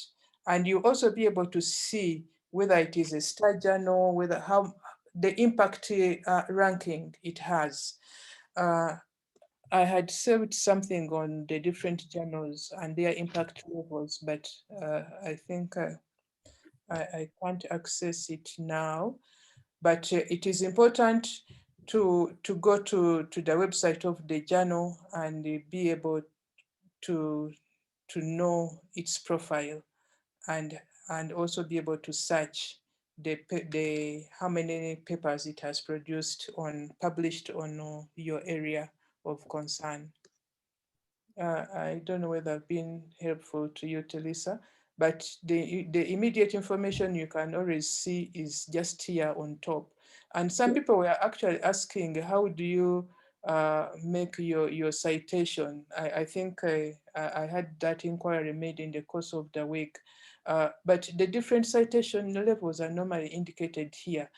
For example, most universities use the APA format.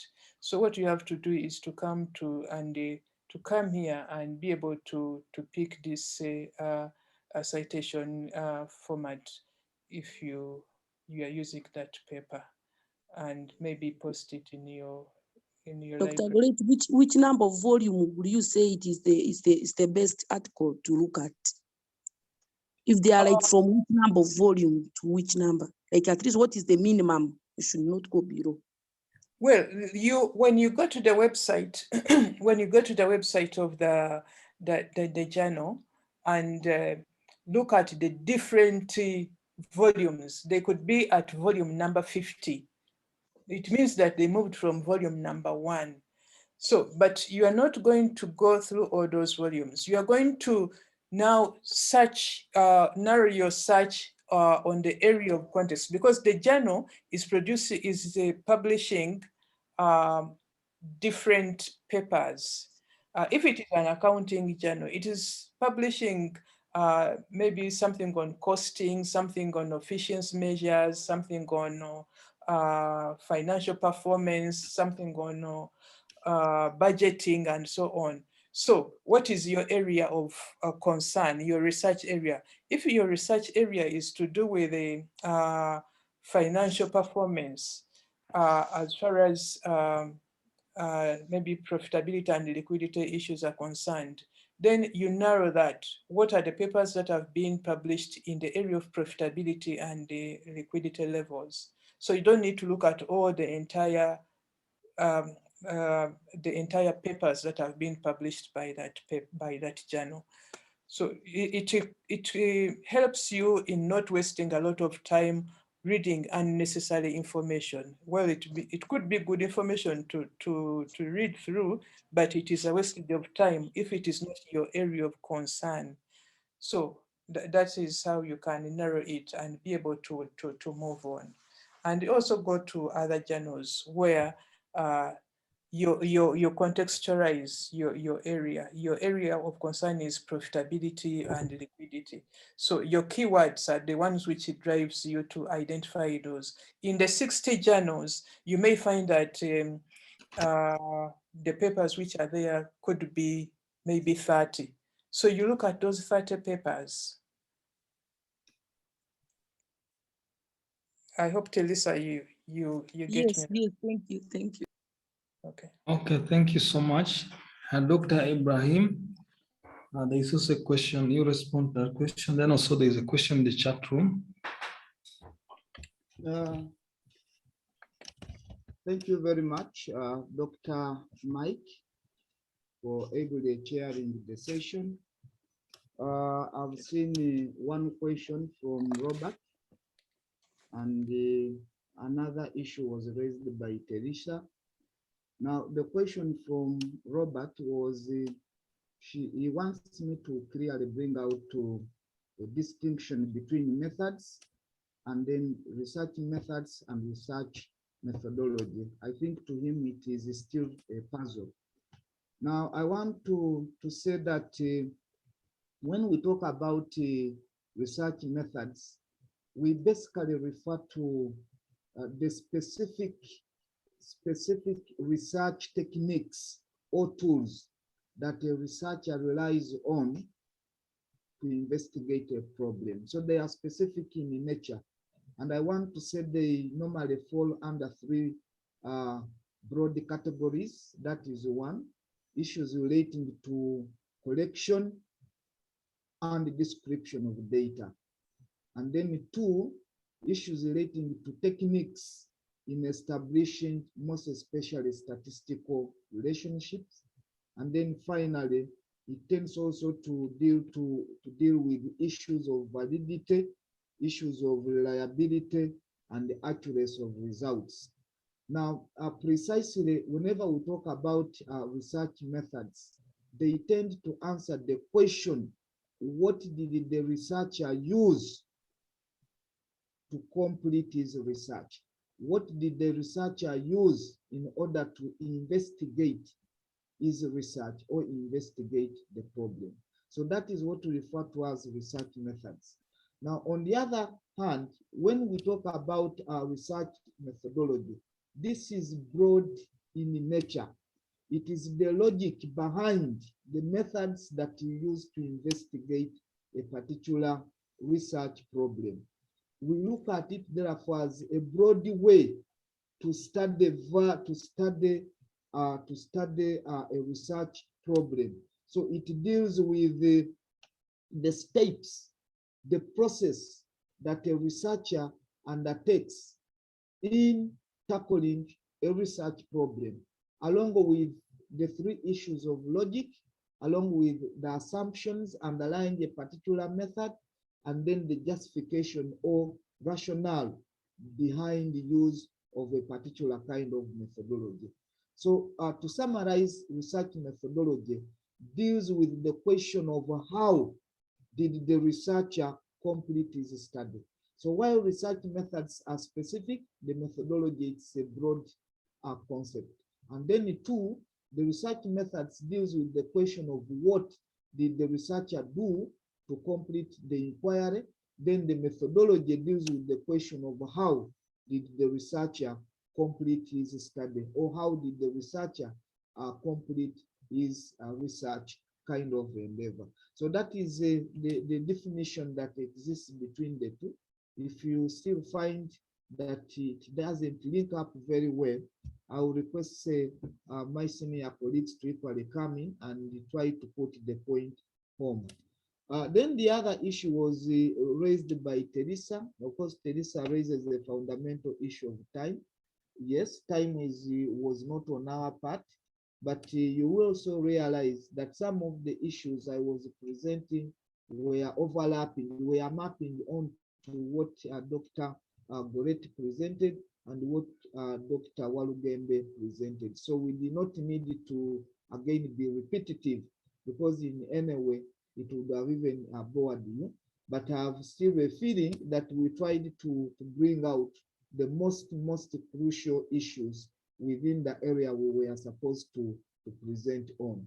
And I also want to advise the students that at times we may not be very exhaustive when we are here, because 1 or 2 hours presentation cannot exhaust whatever is required on a particular kind of aspect or topic. But once we give these highlights, they should inspire you to get back and begin to broaden your understanding of issues that have been raised by Dr. Goretti, issues that have raised, and issues that Dr. Walugembe has raised. Otherwise, I think those are the few questions I've been able to come across and present a response, where I've really not been able to ably bring it out. There are quite many senior colleagues on the platform. Professor Antai, Professor Rola, she can come in and clarify on a few issues, most especially in the area of methodological gap that I may have left out. Thank you very much. Okay, thank you so much, our dear presenters. And there is another question which is on the chat room for Dr. Walugembe. Somebody is asking, but any other senior colleague can support. I really appreciate the effort members you have put in making such wonderful presentations. Somebody asked that does a theoretical gap identification call for challenging the assumptions of a theory in question? I want to invite senior colleagues who can supplement that, but if Dr. Walugembe can be able to respond to it, but it was just in the chat room. I also want to invite senior colleagues, you can raise your hand if there's any comment to supplement on what already our senior colleagues have presented.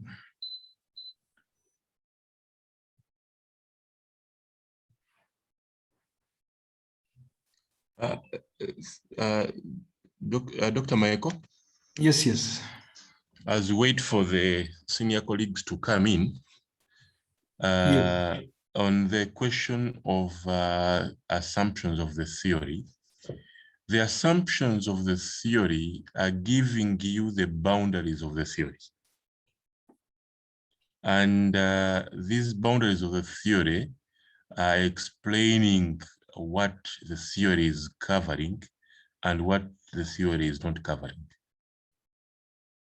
So implying that in your review of the theory, you must use the assumptions to critique the theory, not to challenge it. In that line, you may, of course, this may take some time. We may need, as somebody proposed, going through a critical review of analyzing and critiquing a theory as a presentation of itself. How do we critique a theory? That I think we shall discuss, Professor and I, and see if we can come back and have a presentation regarding that. But we are not in actual sense challenging, but the assumptions are giving you the boundary upon which to critique a theory. Because the assumptions are explaining what the theory is all about and the circumstances under which they assume that a given phenomenon can be tackled. Then for you, based on that, to say, okay, the theory assumes this, but this maybe not be the same in this context. I don't know whether you're calling that a challenge, but for me, I would like to use the word critique, not challenging, because by challenging, you may go negative in procedure of looking at the assumption of the theory. Yet you shouldn't, but I think you should only critique the assumptions in line with your study, but not in actual sense really challenging. But depending on the way, what you meant by the word challenge or challenging, you may be right anyway. My other colleagues can supplement on that, but I prefer that we use the word critiquing it because to avoid going negative, since you are not part of the original authors of a given theory. Thank you. Okay, thank you. I think the other issue, which if I may come in as other colleagues will be coming in, and Dr. Walugembe alluded to it. I think last week or something like that. There are two issues I've always observed. One, sometimes some people go for a wrong theory. I could call it a wrong theory which automatically will give you a gap. Is common. The other issue also is that people get the same theory. And actually, if you go to most universities, you'll find people using the same theory for almost everybody. It's like, even for supervisors, whichever student is supervising, they will be using the same theory. And also you might find that all students. So at the end of it, you find that people don't go really extensively to look out for a theory which is first of all relevant, which properly helps you to underpin your study, to position your study in such a way that it helps you eventually to investigate phenomena. But within that also, like some people talk about what actually Dr. Walugembe was talking about antecedents. There are some people call them theoretical propositions and then theoretical assumptions. There are those things which the theory proposes, but there are those assumptions which are assumed that they will hold. A very simple theory normally will give you that this is what it tends to achieve, but only when the circumstances are withstanding. So the critiquing basically now will go into the process of you identifying the aspects which actually within that theory, within the phenomena you're studying will be upheld, but also identifying loopholes within that theory, which could be a problem, and that becomes your theoretical gap. But I think the other thing also I wanted to make a comment is that that's what distinguishes senior researchers and emerging researchers. You find that the senior researchers will first go for a gap, while somebody is, and one thing you will all appreciate is that before even you begin studying about something, there is already some understanding you have about that maybe topic. But now, how are you willing to go into the mud of unraveling what is known and what is not known, what is contradicting and what is said casually, and what is really said with authenticity, what seems to be said by everybody, which seems to be affirmed by everybody but has contradictions. That's now what really will help you to come up with, like what Dr. Walgembe has been saying, and even the other colleagues.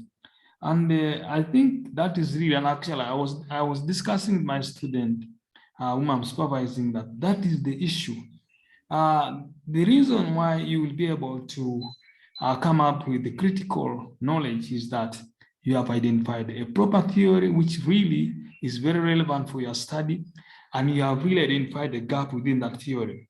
If you go and identify a wrong theory, you will identify a gap, all right, but you will find the obvious thing, because it has not helped you to position your study, or what as some scholars call underpinning your study. But I think that is what I could supplement. But senior colleagues, I want to really invite you, because we have some 80 minutes to the closure of our time. I would want to invite more other senior colleagues to Professor Laura, Professor Tai, Dr. Gideon, Dr. Mayanja, Dr. Wilfred, Dr. Jolie, please. Hello. Yes, please, Dr. Charles, go ahead. Hello. Yes. Yes. Okay. Thank you so much. Presenters, thank you so much for your present.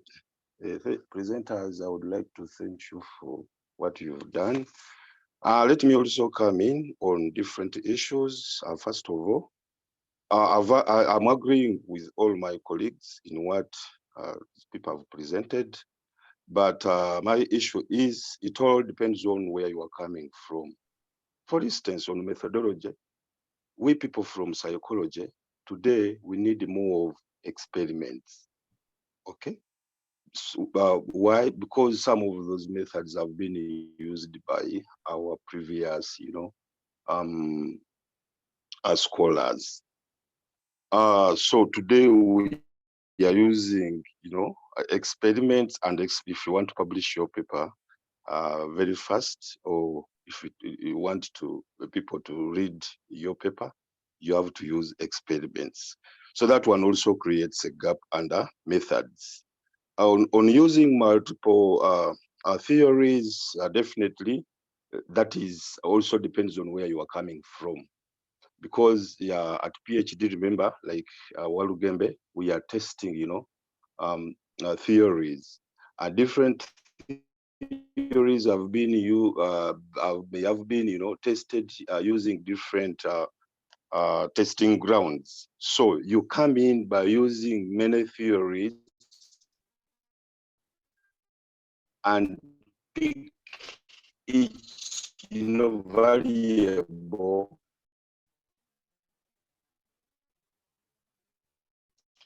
from theory, and for you are going to show may add value to you. I agree with Goretti. She has really done a good job, and definitely I think it also depends on your area. As much as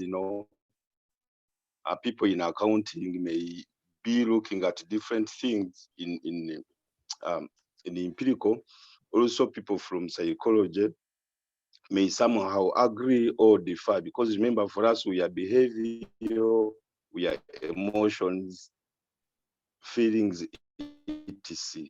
We are by, okay. Yeah, basically, that is what I wanted to say. I submit.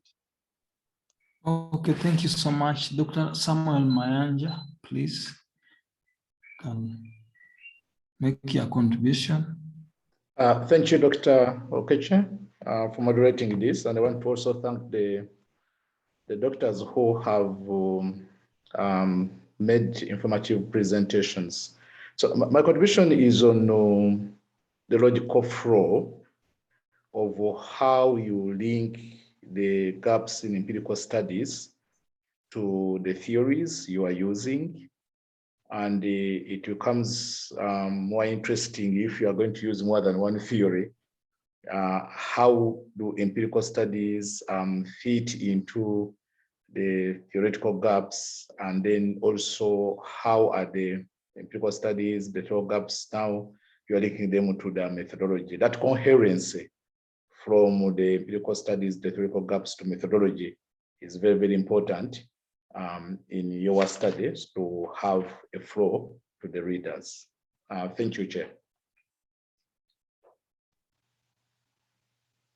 Okay, thank you so much. Okay, members, I really appreciate, yes? Is there someone who wants to make a comment? Good morning, Yes, members. Professor. I would like to appreciate the presentation by the three powerful doctors. It was really insightful, and a lot of learning took place. I'm in agreement with most of what they presented. I'm really in agreement. And Dr. Walugembe, I don't know why you called me to say something, but you did a wonderful job. You really, really did a wonderful job. Maybe just for point of emphasis. When we talk about theoretical gap, when someone asks, how many theories do you need to review? It all starts with, what do you want to achieve? What do you want to explain? What is your study about? How have you conceptualized it? Let us move away from the tendency of saying, this theory, for corporate governance, I used let's say, agency theory. Agency theory doesn't explain corporate governance. Agency theory explains the relationship between maybe corporate governance and financial performance. It doesn't explain a variable. And Dr. Walugembe brought it up very well. A theory is used to explain an existing relationship. So now, the how many theories do we use? The how many theories do we use depends on your conceptualization. You'll find a study with, let's say, four independent variables, or 3 independent variables and 1 mediating variable. The moment you have different variables from different angles, that will call for a number of theories, because if you are not in psychology, like Dr. Kawalia said, if you're not in psychology, you'll find that there are certain theories that don't cover all the relationships with the various variables. So you'll have to use a multi-theoretical approach, such that you get one theory that will explain a particular relationship, then another theory for the second relationship, and so forth. So it depends. How many theories? It depends on your conceptualization. If you are looking at adoption of a system, adoption of a method, adoption of a technology, there are renowned theories or models that covers the whole conceptualization. So in that aspect, you'll find that you will need only one theory. For instance, technology acceptance model. If you want to explain why people are not adopting, let's say, e-tax reporting, e-tax system, then you will use the technology acceptance model, and that model has it covers all the independent variables, unless you want to bring in another variable that is not covered under that theory or model. That's when you have more than one variable.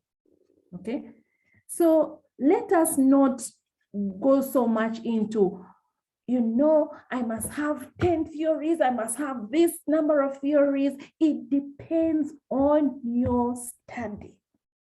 It depends on your study. The beginning point is, what is your conceptualization? After being clear on that, then you go out to find out the supporting theories. Which theories support my conceptualization? Okay, so you'll find one aspect being covered in a certain theory. Because those theories are designed for particular aspects, it's not right to say that this theory is weak. This theory is that. You just say, in the context of my study, this is how far the theory can cover.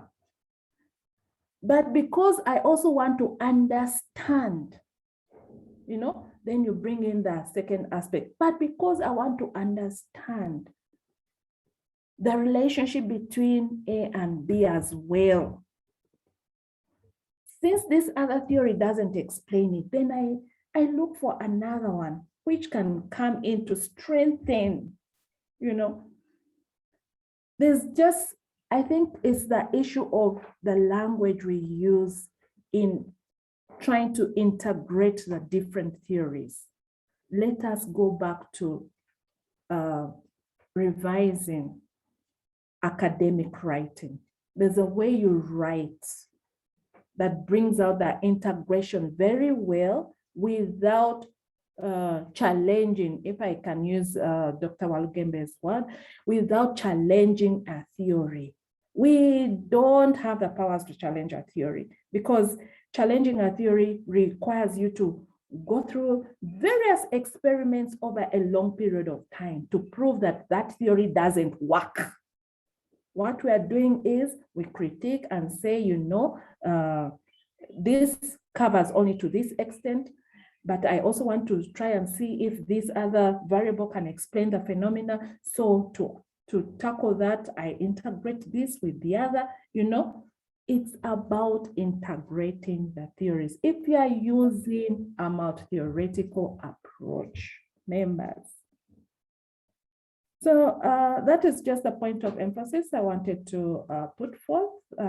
Back to you, Dr. Koche. Thank you so much. I see our time is already gone. Chair, let me add something. Yeah, yes, Prof. Chair, I want to thank the presenters, Dr. Cheyune, Dr. Musenze, and Ahmad for the great job. And I want to thank my colleagues who have also contributed to the debate. In addition to what Professor Lola and the rest of the presenters have said, I want to add something little to the question that was asked by Tiris, I think. How many theories do you have to use? Do they have to cover all the variables? And my answer is very simple. In addition to what the rest have said, I'm adding that it depends on the kind of study you're undertaking, whether you are starting from the field and then going to literature. In other words, this is now the theory building approach. If you're using a theory building approach, then you see that here you are really assuming that you do not have a theory that explains those things that you want to explain. So you're actually building a theory. Number two, if you're moving from literature to the field, and that is now theory testing. So if it is theory testing, then you know what you are going to do. But what I want to say here, Chair, is to actually challenge most of the members who are on this platform. Very few, if any, have read these theories thoroughly. This business of 3 theories, 4 theories, 5 theories, 10 theories, I would want to say that the biggest factor here in the choice of the number of theories really is a question of how knowledgeable, right, you are, or how ignorant you are. So most people are ignorant about these theories because the theories are documented in various books. And as I've already said in the past, some of the theories are about 1,500 pages, others 800. The small ones are probably 400 pages or 300 pages. But nobody possibly has attempted to read those theories and be able to understand the various concepts which are presented. And that's why they assume that this theory does not do this, so I bring in this other theory. So they rely mainly on journal articles. So for me, I think we need to move away from that kind of thinking that this does not do this, but read the theories and understand. But lastly, I've always encouraged my students to start with a systematic review. Those who are doing their PhDs, start with a systematic review of literature. You will be able to understand how much knowledge has developed in your area and possibly the applicable theories and those theories that may not be able to explain your issues in the context that they appear. Because a theory, really, you are looking at a net that you throw out to capture the reality. So I think it's better you start with a systematic review, and it must be related to your study, and then move on. Chair, that's what I wanted to add in the interest of time. I shouldn't really go very far beyond that. Okay, thank you, Prof. But from the discussions and the sentiments which I've got from most of the members, I think we shall have a time to discuss with the presenters whether they can have to come back again, because I see there's a lot of interest. And like we have provoked so many people in many areas, methodological gap, empirical gap, theoretical gap. And but I think that we shall, and really I felt that Prof should have been the person to close. Dorcas, I don't know whether it's really so urgent, but I think in the interest of time, Dorcas is... Yes, Doctor, I'm on. Yes.